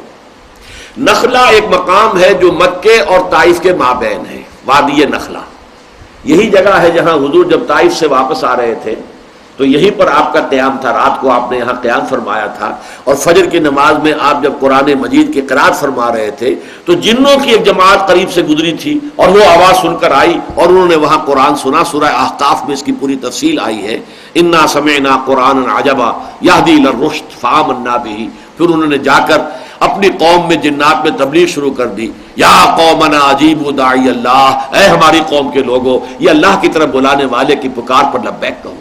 وہی نخلا ہے یہ۔ تو یہ نخلا چونکہ مابین ہے مکے کے اور طائف کے، یہاں پر ان سے کہا گیا رکو اور وہاں پر گھاٹ میں بیٹھو اور نقل و حرکت کی جو ہے ہمیں اطلاع دیتے رہو۔ بہرحال یہ جب وہاں پہنچے ہیں تو چونکہ 6 اونٹ تھے، 12 افراد تھے، تو ایک اونٹ پر 2 سواریاں تھیں۔ ایک اونٹ گم ہو گیا تو وہ 2 حضرات تو پیچھے رہ گئے، 10 پہنچ گئے نخلا۔ اب وہاں ایک قافلہ گزرا جو طائف سے آیا تھا اور مکے جا رہا تھا، اس نے وہاں جا کے پڑاؤ ڈالا، انہوں نے آپس میں مشورہ کیا کیا کرنا چاہیے۔ اچھا مہینہ ابھی رجب کا تھا، اور رجب جو ہے اشہر حرم میں ہے، حرام مہینوں میں ہے، جس میں جنگ کرنا جو ہے وہ حرام تھا، ہمیشہ سے چلا آ رہا تھا، عرب کی روایات میں بھی تھا، قرآن نے بھی آ کر جو اشہر حرم کو جو ہے وہ تسلیم کیا ہے۔ تو تھا رجب کا مہینہ، انہوں نے سوچا اگر ہم نے 1 دن انتظار کیا تو ہو سکتا ہے یہ یہاں سے نکل کر حرم میں داخل ہو جائے، اور وہ مشورہ کیا، انہوں نے ان کے اوپر حملہ کیا، ایک آدمی ان کا قتل ہو گیا، ایک زخمی ہو گیا، اور ان کا کافی مال جو تھا ان کے پاس تجارت کا وہ لے کر آ گئے۔ حضور نے ناراضگی کا اظہار فرمایا کہ میں نے تمہیں جنگ کا حکم تو نہیں دیا تھا، آپ نے اس مال غنیمت کو بھی قبول نہیں کیا، اور عتاب فرمایا ایک بار سے۔ بہرحال یہ واقعہ جو ہوا ہے، یہ واقعہ نخلا، ایک رائے یہ ہے کہ یہ جو سورہ حج کی آیت ہے اس موقع پر ان لوگوں کا جو یہ اقدام ہو گیا تھا جس پر کہ پھر بڑا طوفان اٹھا، ایک تو یہ کہ اقدام محمد نے کر دیا، محمد کے آدمیوں نے ہمارا آدمی مار دیا صلی اللہ علیہ وسلم، تو گویا کہ پہل حضور کی طرف سے ہو گئی۔ اب اس پر ایک طوفان اٹھ گیا مکے میں، جو کچھ لوگ بچ کر وہاں سے بھاگ کر گئے تھے اس قافلے کے، انہوں نے جا کر دہائی مچا دی، کپڑے پھاڑ کر اور چیخ چلا کر یہ بپتا ہم پر ہوئی ہے اور یہ محمد کے آدمیوں نے صلی اللہ علیہ وسلم ہمارے ساتھ کیا ہے۔ پھر یہ کہ خاص طور پر رجب کا آخری دن تھا، ابھی رجب کا مہینہ تھا، تو گویا کہ حرمت جو ہے ایک یعنی حرمت والے مہینے کی بے حرمتی بھی ہو گئی۔ تو اس کو پھر کنڈون کیا ہے اللہ نے، وہ اگلی آیت ہم پڑھیں گے، اس لیے میں نے یہ واقعہ آپ کے سامنے بیان کر دیا. اس وقت اس کو بیان کرنے کا مقصد یہ تھا کہ ایک رائے یہ ہے کہ سورہ حج کی آیت جو ہے یہ اس موقع پر نازل ہوئی ہے. یہ ہے رجب سن 2 ہجری کا واقعہ، یعنی غزوہ بدر سے 2 مہینے پہلے. شعبان پھر رمضان، رمضان میں غزوہ بدر ہو جانا ہے، تو غزوہ بدر سے 2 ماہ قبل رجب میں یہ آیت نازل ہوئی. ایک رائے یہ ہے کہ اس میں گویا کہ اللہ تعالیٰ نے ان لوگوں کی جو بھی خطا ہوئی تھی اسے کنڈون کیا، بلکہ ان کے اقدام کی ایک طرح سے حمایت کی کہ انہوں نے ٹھیک کیا، انہوں نے کوئی غلط کام نہیں کیا ہے. اذن للذین یقاتلون بانہم ظلموا، کیونکہ یقاتلون بھی اس کی ایک قرات ہے اور یقاتلون بھی ہے، تے کے زیر کے ساتھ بھی اور تے کے زبر کے ساتھ بھی. زبر کے ساتھ ہے تو وہ مفعول بنتا ہے، اور اگر زیر کے ساتھ ہے تو وہ گویا کہ فاعل بنتا ہے. لہذا یقاتلون جو قتال کر رہے ہیں، انہوں نے قتال کا آغاز کر دیا. اذن للذین یقاتلون بانہم ظلموا، انہوں نے ان پر ظلم کیا گیا تھا اس لیے انہوں نے قتال کیا ہے، تو کوئی حرج نہیں. اور اس میں جو دوسرا پہلو ہے وہ بعد میں آ جائے گا. بہرحال کتب علیکم القتال وہو کرہ لکم وعسى ان تکرہوا شیئا وہو خیر لکم وعسى ان تحبوا شیئا وہو شر لکم واللہ یعلم وانتم لا تعلمون. اور اس آیت کے حوالے سے میں نے آپ کو سورہ نساء کی آیت بھی اور پھر اس کے بعد سورہ محمد کی آیت، 2 آیتیں صلی اللہ علیہ وسلم. یہ گویا کہ اس آیت کی وضاحت میں مزید قرآن مجید کے یہ مقامات ہیں. اب آگے چلیے. یسألونک عن الشہر الحرام قتال فیہ، اب یہ جو واقعہ ہو گیا تھا یہ تھا رجب کے مہینے میں. تو جو طوفان اٹھا، جیسے کہ اس سے پہلے ہم دیکھ چکے ہیں کہ جب تحویل قبلہ ہوئی تب بھی طوفان اٹھا، یہودیوں نے ایکسپلائٹ کیا. یہ کیسے نبی ہیں جن کا قبلہ ہی معین نہیں، کبھی شمال کی طرف رخ کر کے نماز پڑھ رہے ہیں، کبھی مغرب کبھی جنوب کی طرف رخ کر لیا ہے. اور جو ظاہر بات ہے 9 مسلم تھے ابھی، اوس اور خزرج کے وہ لوگ جو ابھی دائرہ اسلام میں داخل ہوئے تھے، ابھی ایمان ولما يدخل الایمان فی قلوبکم، ابھی تک ایمان پوری طرح ان کے دلوں میں داخل نہیں ہوا تھا، وہ اس سے متاثر ہو گئے. یہی وجہ ہے کہ قرآن مجید میں پورے 2 رکوع اس موضوع پر ہیں. یہ تحویل قبلہ کا تشویش بہت ہو گئی تھی مسلمانوں کو. اسی طرح اب اس پر بھی شور اٹھ گیا، اور ظاہر بات ہے کہ جو بھی روایات چلی آ رہی تھی تو اشہر الحرم کے اندر جنگ کرنا، یہ کیا کیا؟ یہ تو ہم سے بہت بڑا گناہ کبیرہ ہو گیا، یہ تو بہت بڑی خطا ہو گئی. اور بظاہر بات ہے کہ یہودیوں نے بھی اور منافقین کے جو سردار تھے عبداللہ ابن ابی کی قسم کے لوگ، انہوں نے شور مچایا بھائی کیسے نبی ہے، یہ نبی نہیں ہے. نبی ہوتے تو ممکن تھا کہ وہ حرمت والے مہینے کی جو ہے اس کی حرمت کو بٹا لگاتے. یسألونک عن الشہر الحرام قتال فیہ، اے نبی آپ سے پوچھ رہے ہیں کہ یہ جو حرمت والے مہینہ ہے اس میں قتال کا معاملہ کیسا ہے، آپ بتائیے. اب آپ فیصلہ کیجئے. یہ کتنا بڑا جو ہے وہ اپائے ہو گیا ہے، ہندی میں کہا جائے گا اپائے، گناہ عظیم ہو گیا ہے بہت بڑا. تو آپ اس کے بارے میں اپنا ورڈکٹ دیجئے، فیصلہ دیجئے. قل، اب اللہ کی طرف سے فیصلہ آ رہا ہے. قل قتال فیہ کبیر، کہہ دیجئے کہ واقعتاً حرمت والے مہینے میں جنگ کرنا بہت بڑی بات ہے، بری بات ہے، گناہ ہے، یقیناً گناہ ہے، یقیناً غلط کام ہوا ہے. لیکن وَصَدٌّ عَن سَبِيلِ اللَّهِ وَكُفْرٌ بِهِ وَالْمَسْجِدِ الْحَرَامِ وَإِخْرَاجُ أَهْلِهِ مِنْهُ أَكْبَرُ عِندَ اللَّهِ، لیکن اللہ کے راستے سے لوگوں کو روکنا، اللہ کا کفر کرنا اور مسجد حرام سے لوگوں کو روکنا اور گھر میں رہنے والے لوگوں کو ان کے گھروں سے نکالنا، یہ اللہ کے نزدیک اس سے بھی کہیں بڑی بات ہے. اکبر عند اللہ. یعنی یہ قریش جو شور مچا رہے ہیں اپنے گریبانوں میں تو جھانکے ذرا، انہوں نے کیا کچھ کیا ہے. اللہ کے دین سے انہوں نے لوگوں کو روکا، کس کس طریقے سے ٹارچر کیا، کس کس طریقے سے ان کو جو ہے ان پر ظلم کیا، انہیں پرسیکیوٹ کیا. حرم کے اندر لوگوں کو مارا گیا، حرم میں انہوں نے سازش کی تھی محمد کو قتل کرنے کی صلی اللہ علیہ وسلم. اب یہ حرمت کا جو ہے وہ نعرہ لگا کے کھڑے ہو گئے ہیں، دہائی دے رہے ہیں حرمت کی، حرمت والا مہینہ اور حرمت والی جگہ. تو کیا یہ اسی حرمت والے شہر کے اندر محمد صلی اللہ علیہ وسلم کو قتل کرنے کی جو ہے سازش انہوں نے نہیں کی تھی؟ یہ تو اللہ کا خاص معاملہ تھا کہ ان کی آنکھوں میں دھول جھونک کر اللہ تعالیٰ اپنے نبی کو نکال کر لے گیا. انہیں نظر نہیں آئے حضور صلی اللہ علیہ وسلم، ان کے بیچ میں سے ہو کر گزرے ہیں لیکن نظر نہیں آئے. لیکن یہ کہ انہوں نے تو کوئی کسر نہیں چھوڑی تھی. جیسے کہ آپ کو معلوم ہے کہ حضرت مسیح کو یہودیوں نے تو بس پڑتے سولی پر چڑھا دیا تھا، یہ دوسری بات ہے اللہ نے اٹھا لیا، اللہ نے حضور کو بھی بچایا اور غار ثور کے اندر جو ہے حضور کو پہنچا دیا. بہرحال ان کے جرائم جو ہیں اتنے بڑے ہیں، تو جس کو ہم کہتے ہیں اردو میں کہ چھال تو بولے سو بولے، یہ چھلنی کیا بول رہی ہے جس پہ ہزاروں سوراخ ہیں. یعنی ان کا کردار یہ ہے، یہ اپنے گلے اپنے گریبانوں میں جھانکے، ان کے جرائم کی فہرست کتنے عظیم جرائم ہیں. قل قتال فیہ کبیر، ہاں ٹھیک ہے جنگ کرنا جو ہے کسی حرمت والے مہینے میں بڑی بری بات ہے، لیکن وصد عن سبیل اللہ، اللہ کے راستے سے لوگوں کو روکنا، وکفر بہ، اور اس کا کفر کرنا، والمسجد الحرام، اور مسجد حرام سے لوگوں کو روکنا، واخراج اہلہ منہ، اور وہاں کے رہنے والوں کو وہاں سے نکلنے پر مجبور کر دینا، اکبر عند اللہ، یہ اللہ کے نزدیک اس سے کہیں زیادہ بڑی بات ہے، والفتنۃ اکبر من القتل، اور یقیناً فتنہ جو ہے وہ قتل سے بھی بڑی شے ہے۔ یہ مضمون اس سے پہلے بھی آ چکا ہے، وہاں پر بھی یہ بات آئی تھی، والحرمات وقصاص، حرمت والی چیزوں کے اندر بھی قصاص ہوگا، اور وہاں وہ آیت آ چکی تھی کہ اے مسلمانوں تم کہیں مسجد حرام کے قرب و جوار میں ان سے جنگ نہ کرو یہاں تک کہ وہ خود تم سے جنگ کریں، اگر وہ پہل کر دیں تو پھر انہیں قتل کرو اور مارو، جیسے کہ ان کو مارنے کا حق ہے، لیکن یہ کہ پہل نہ کرنا۔ یہاں چونکہ پہل بھی ہو گئی تھی لہذا اللہ تعالیٰ نے ان کی اس غلطی کو کنڈون کیا، اس کو معافی دی، اور ان کے حوالے سے گویا کہ اللہ تعالیٰ ان کا کیس اب خود پلیڈ کر رہے ہیں اپنے بندوں کا، کہ انہوں نے جو کیا ہے ٹھیک ہے، غلطی ہو گئی ہے، برا کام ہو گیا ہے، لیکن یہ کہ جو لوگ اس کے اوپر اتنا طوفان اٹھائے ہوئے ہیں وہ اپنے غریبانوں میں جھانکیں۔ اور فتنہ جو ہے وہ تو قتل سے بڑی شے ہے۔ فتنہ ہر وہ کیفیت جس میں انسان کے ایمان کے لیے آزمائش آ جائے، مشکل آ جائے، تکلیف آ جائے، مصیبت آ جائے صاحب ایمان کے، وہ فتنہ ہے۔ کفر کا غلبہ سب سے بڑا فتنہ ہے، طاغوت کا غلبہ ہے تو بندہ مومن کے لیے ایمان اور اسلام پر عمل کرنا بہت مشکل ہے، یہ فتنہ ہے۔ اس فتنے کو مٹانا جو ہے حتی لا تکون فتنۃ ویکون الدین کلہ للہ، سورہ بقرہ میں تو وہ آیت آ چکی ہے قاتلوہم حتی لا تکون فتنۃ ویکون الدین للہ، اور سورہ انفال میں پھر آئی ہے ایک سال کے بعد یہ آیت وقاتلوہم حتی لا تکون فتنۃ ویکون الدین کلہ للہ۔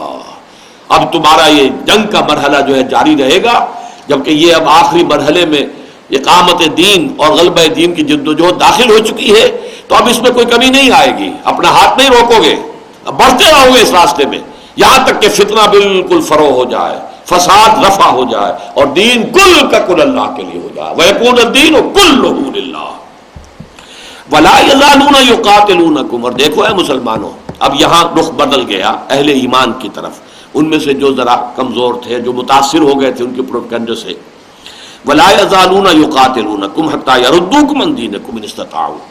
اور دیکھو مسلمانوں، یہ کفار تو تم سے جنگ کرتے رہیں گے لازماً، یہاں تک کہ اگر ان کے لیے ممکن ہو تو وہ تمہیں تمہارے دین سے مرتد کر دیں، لوٹا کر لے جائیں اپنے آبائی دین میں، مشرکانہ دین میں، انہی اوہام کے اندر دوبارہ تمہیں لے جائیں، وہ اس پر تلے ہوئے، اس پر ادھار کھائے بیٹھے۔ گویا کہ کوئی اپنے دل میں، یہ سورہ محمد میں بھی یہ آیت آئی ہے کہ اب دیکھو اب صلح جوئی کی باتیں نہ کرو، وہ وقت گزر گیا۔ میں نے آج لفظ استعمال کیا امر حال، ایک امر حال 12 برس تک رہا ہے کہ ہر تشدد کو برداشت کرو، جوابی کارروائی کوئی نہیں،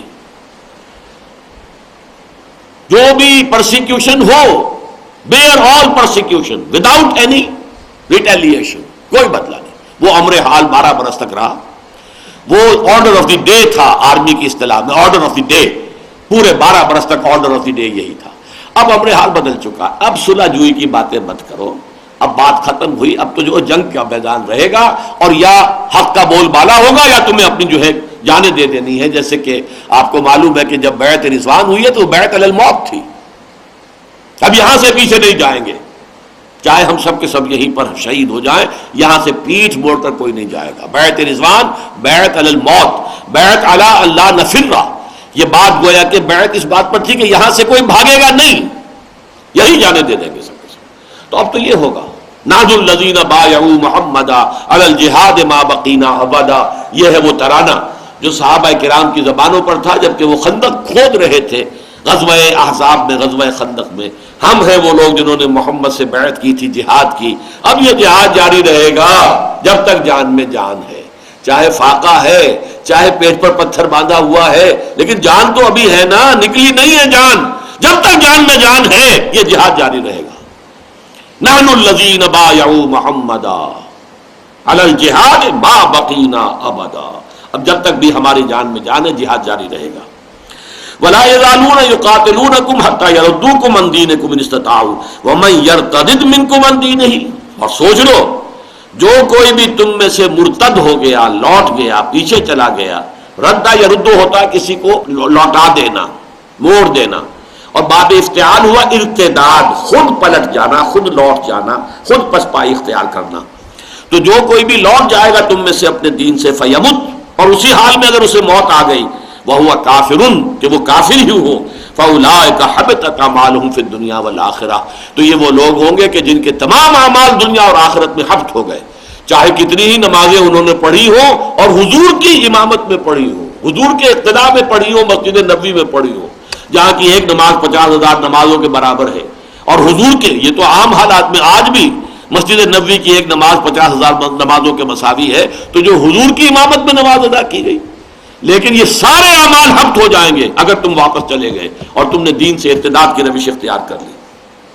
وَأُولَٰئِكَ أَصْحَابُ النَّارِ هُمْ فِيهَا خَالِدُونَ، اور وہ ہوں گے جہنمی اور اسی میں رہیں گے ہمیشہ ہمیشہ.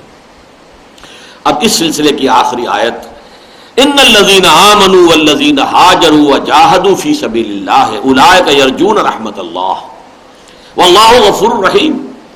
یقیناً وہ لوگ کہ جو ایمان لائے اور جنہوں نے ہجرت کی اور جہاد کیا اللہ کی راہ میں، وہی ہے کہ جو امیدوار ہے اللہ کی رحمت کے. پہلی بات تو یہ نوٹ کیجئے کہ اللہ کی رحمت کے لیے کوالیفائی کرنا پڑتا ہے. رجا، اللہ کی رحمت کی امید، اور یہ بغیر کچھ کیے، بغیر کوئی قربانی دیے، بغیر کوئی تکلیف برداشت کیے، بغیر کوئی اثار کیے اگر آپ رجا لیے کے جا رہے ہیں تو وہ پھر کوئی ایک آپ کے اپنے ذہن کا تصور ہے. اللہ سے امید ہو جبکہ یہ کچھ کیا ہو. ان الذین آمنوا والذین ہاجروا وجاہدوا فی سبیل اللہ، وہ لوگ جو ایمان لائے اور جنہوں نے ہجرت کی ہے اللہ کی راہ میں اور پھر اللہ کی راہ میں جہاد کیا ہے.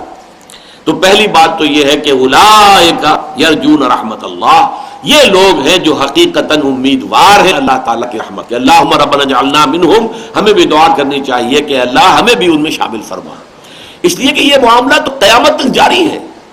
آج بھی وہ معرکہ تو جاری ہے حق و باطل کا، ستیزہ کار رہا ہے ازل سے تا امروز، چراغ مصطفی سے شرار بولابی، یہ جو چل رہا ہے. اور اب آخری معرکہ جو آنے والا ہے وہ بہت بڑا ہے، وہ دجال اکبر ہوگا، اس کا مقابلہ کرنا ہوگا مسلمانوں کو. عظیم ترین فتنہ جس کے بارے میں کہا گیا ہے کہ ہر نبی ہر رسول نے اپنی امت کو خبردار کیا، اور آدم کی تخلیق سے لے کر قیامت تک کہ جو بھی حالات ہیں ان میں اس سے بڑا فتنہ اور کوئی نہیں ہوگا جو کہ فتنہ دجال ہے. اور آخری الملحمۃ العظمیٰ ہونے والا ہے، مسلمانوں کو بہت بڑا نقصان پہنچنے والا ہے، بہت بڑی تعداد میں ان کو ہلاکت آئے گی.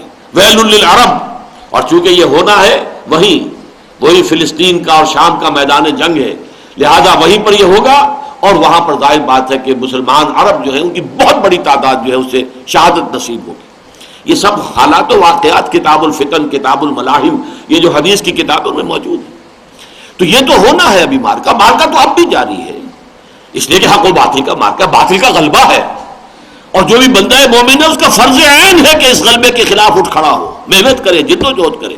یہ دوسری بات ہے کہ یہ نہیں ہے کہ کھڑا ہو کے نعرہ لگا دے بس، اس سے کیا ہوگا؟ کچھ بھی نہیں. باطل اور طاغوت کی صحت پر تو کوئی اثر نہیں پڑے گا. اس کے لیے پہلے یہ ہے کہ دعوت ہے، تبلیغ ہے، پھر جو قبول کرے ان کی تربیت ہے، تزکیہ ہے، تنظیم ہے، انہیں منظم کیا جائے. اب جب طاقت اتنی ہو جائے کہ پھر واقعتاً جو ہے جب خشت بنے تب کام چلے، اور جب اینٹ بن چکی ہو تو اینٹ مارو گے تو یقیناً کوئی نہ کوئی اثر جو ہے وہ نکلے گا، اس کا ظاہر ہوگا. اگر کچی ریت کا گولا ہے، یہ میں نے بہت مرتبہ مثال دی ہے کہ کچی ریت ساحلی ریت ہوتی ہے، وہ اس کے اندر پانی بھی ہوتا ہے، کچھ آپ کا گولا بنا کر اگر شیشے پہ بھی ماریں گے تو شیشہ قائم رہے گا، وہ ریت بکھر جائے گی. لیکن اسی کچی ریت کے گولے کو کہیں آپ ڈال دیجئے کسی بھٹی میں اور پکا لیجئے، روڑا بنائیے، یہ روڑا ماریں گے تو کوئی نہ کوئی نتیجہ اس کا نکلے گا، کچھ نہ کچھ اس کا اثر ظاہر ہوگا. اسی لیے وہ شعر میں نے آج 2 مرتبہ پہلے سنایا ہے، خاک میں مل اور آگ میں جل، جب خشت بنے تب کام چلے، ان خام دلوں کے عنصر پر بنیاد نہ رکھ، تعمیر نہ کر. تو یہ مراحل ہیں. پہلا مرحلہ دعوت و تبلیغ کا ہے، پھر مرحلہ ہے تربیت، تعلیم، تزکیہ اور تنظیم، جمع کرنا، منظم کرنا، جس کے لیے حضور نے بھی بیعت دی ہے. بایعنا رسول اللہ صلی اللہ علیہ وسلم علی السمع والطاعۃ فی العسر والیسر والمنشط والمکرہ وعلی عثرۃ علینا وعلی لا ننازع الامر اہلہ وعلی ان نقول بالحق اینما کنا لا نخاف فی اللہ لومۃ لائم. متفق علیہ. عبادہ ابن صامت فرماتے ہم نے بیعت کی تھی اللہ کے رسول سے، آپ جو حکم دیں گے سنیں گے اور مانیں گے، چاہے مشکل ہو چاہے آسان، چاہے ہماری طبیعتیں آمادہ ہو چاہے اپنی طباع پر جبر کرنا پڑے، چاہے آپ دوسروں کو ہم پر ترجیح دے دیں، ہم کبھی نہیں کہیں گے ہم آپ کے پرانے ساتھی تھے، آپ نے ایک نو وارد کو ہمارے اوپر ابھی سے بنا دیا، ہمارا حق تھا، نہیں کبھی نہیں کہیں گے، اٹس یور پریروگیٹو، آپ کا اختیار ہوگا۔ اور یہ کہ جسے آپ امیر بنائیں گے ذمہ دار بنائیں گے ان سے جھگڑیں گے نہیں، ان سے تعاون کریں گے، جیسے کہ حضور نے فرمایا من اطاعنی فقد اطاع اللہ ومن عصانی فقد عصى اللہ ومن اطاع امیری فقد اطاعنی ومن عصى امیری فقد عصانی، جس نے میری اطاعت کی اس نے اللہ کی اطاعت کی، جس نے میری نافرمانی کی اس نے اللہ کی نافرمانی کی، اور جس نے میرے مقرر کردہ امیر کی اطاعت کی اس نے حقیقتاً میری اطاعت کی، اور جس نے میرے نامزد کردہ امیر کی نافرمانی کی اس نے حقیقتاً میری نافرمانی کی۔ تو یہ مراحل گزر کر پھر وہ طاقت بنے جس کو قرآن کہتا ہے بل نقذف بالحق علی الباطل فیدمغہ، ہم حق کا کوڑا باطل کے سر پر دے مارتے ہیں جو اس کا بیجا نکال دیتا ہے۔ لیکن کوڑا تیار تو ہو جائے، رسی بٹی ہوئی تو ہو، مضبوط کوڑا تو ہو، تو دعوت و تبلیغ کا مرحلہ، پھر تربیت، تزکیہ اور تنظیم کا مرحلہ، اور اس کے بعد تصادم کا مرحلہ۔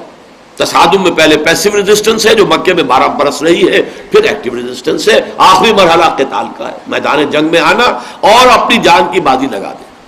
تو جو لوگ اس راستے پر چل رہے ہیں، اور اس میں بات واضح ہو گئی ہے، سورہ نساء میں یہ مضمون آ چکا ہے، جو شخص اپنے گھر سے ہجرت کی نیت سے ارادے سے نکل گیا، چاہے وہ مدینے نہیں پہنچا، راستے میں موت آ گئی، یدرک الموت فقد وقع اجرہ علی اللہ، اس کا جو اجر ہے ہجرت کا وہ اللہ کے ذمے ہو گیا، چاہے مدینے نہیں پہنچا۔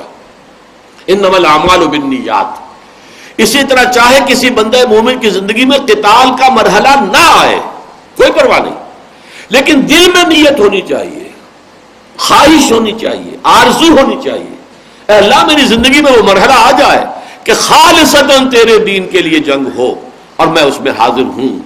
حضور نے فرما دیا من لم یغز، فلاں وہ ایک شخص کے جو نے نہ کبھی جنگ میں حصہ لیا، ولم یحدث نفسہ لذلک، نہیں اپنے دل میں اس کے لیے کوئی آرزو، کوئی تمنا، کوئی خواہش رکھی، تو اگر اس حال میں وہ مر گیا فقد مات علی شعبۃ من النفاق، تو اس کی موت ایک قسم کے نفاق پر ہوئی ہے۔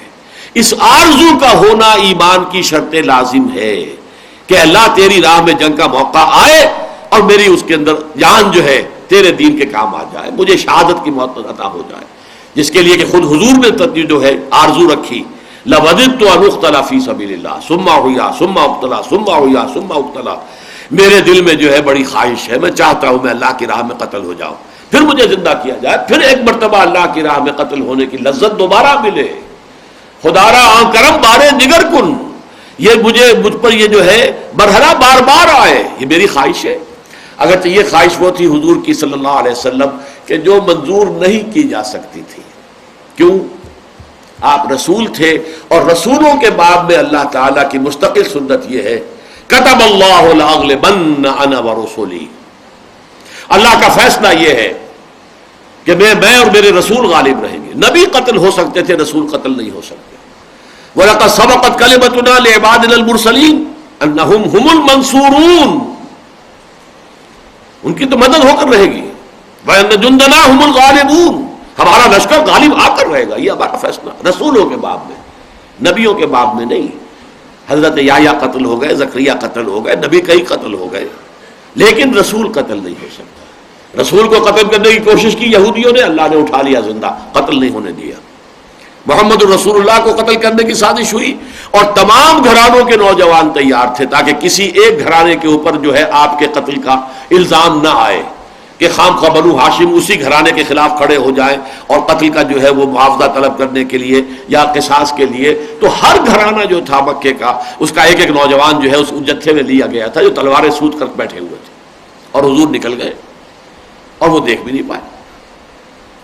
پھر جب صبح حضرت علی اٹھے اس بستر پر سے، حیران رہ گئے لوگ۔ بہرحال اللہ تعالیٰ کا فیصلہ ہوتا ہے، وہ بچاتا ہے۔ واللہ یعصمک من الناس، اے نبی اللہ آپ کی حفاظت کرے گا لوگوں سے۔ بہرحال یہ راستہ ہے بندہ مومن کے لیے، یہ گویا کہ آج کے سبق کا لب لباب یہ آخری آیت ہے، والذین ہاجروا وجاہدوا فی سبیل اللہ اولئک یرجون رحمت اللہ، یہ لوگ ہیں جو کوالیفائی کرتے ہیں کہ وہ امیدوار بن سکتے ہیں اللہ کی رحمت کے۔ اس میں ایک پوائنٹ اور بہت اہم ہے، چونکہ ابھی غزوہ بدر نہیں ہوا اور یہ سب آیتیں اس سے پہلے پہلے کی ہیں، اور یہ سیرت کا یہ واقعہ ذہن میں رکھیے کہ غزوہ بدر سے پہلے جتنی بھی مہمیں ہیں 8، 4 سرایا 4 غزوات، ان میں کسی انصاری کو شریک نہیں کیا حضور نے۔ یہ ٹوٹلی مہاجرین کا فنومینن تھا، تمام مہاجرین تھے ان غزوات میں، اور ان سرایا میں صرف مہاجر گئے، لہذا یہاں پر انہی کا ذکر ہو رہا ہے۔ جبکہ ہم دیکھیں گے سورہ انفال میں جا کر پھر وہاں جا کر بات آئے گی والذین آووا ونصروا، یعنی یہ بھی آئے گا وہ لوگ کہ جو ایمان لائے، جنہوں نے ہجرت کی اور جہاد کیا، والذین آووا ونصروا، پھر ایک عنصر کا اضافہ ہو جائے گا، اور وہ لوگ کہ جنہوں نے پناہ دی اور مدد کی، وہ انصار کا جو ہے وہ ایک علیحدہ ذکر آئے گا۔ لیکن یہاں چونکہ ابھی تک ان 8 مہمات میں کسی انصاری کو شریک نہیں کیا گیا، لہذا یہ خالصتاً مہاجرین کا فنومینن ہے، تو یہ آیت اسی کو کور کر رہی ہے۔ ان الذین آمنوا والذین ہاجروا وجاہدوا فی سبیل اللہ اولئک یرجون رحمت اللہ واللہ غفور رحیم، اور یقیناً اللہ تعالی غفور ہے، رحیم ہے، بخشنے والا ہے، رحم فرمانے والا ہے۔ اللہ تعالی ہمیں بھی ان لوگوں میں شامل کرے۔ اللہم ربنا اجعلنا منہم۔ بارک اللہ لی ولکم فی القرآن العظیم ونفعنی وإیاکم بالآیات والذکر الحکیم۔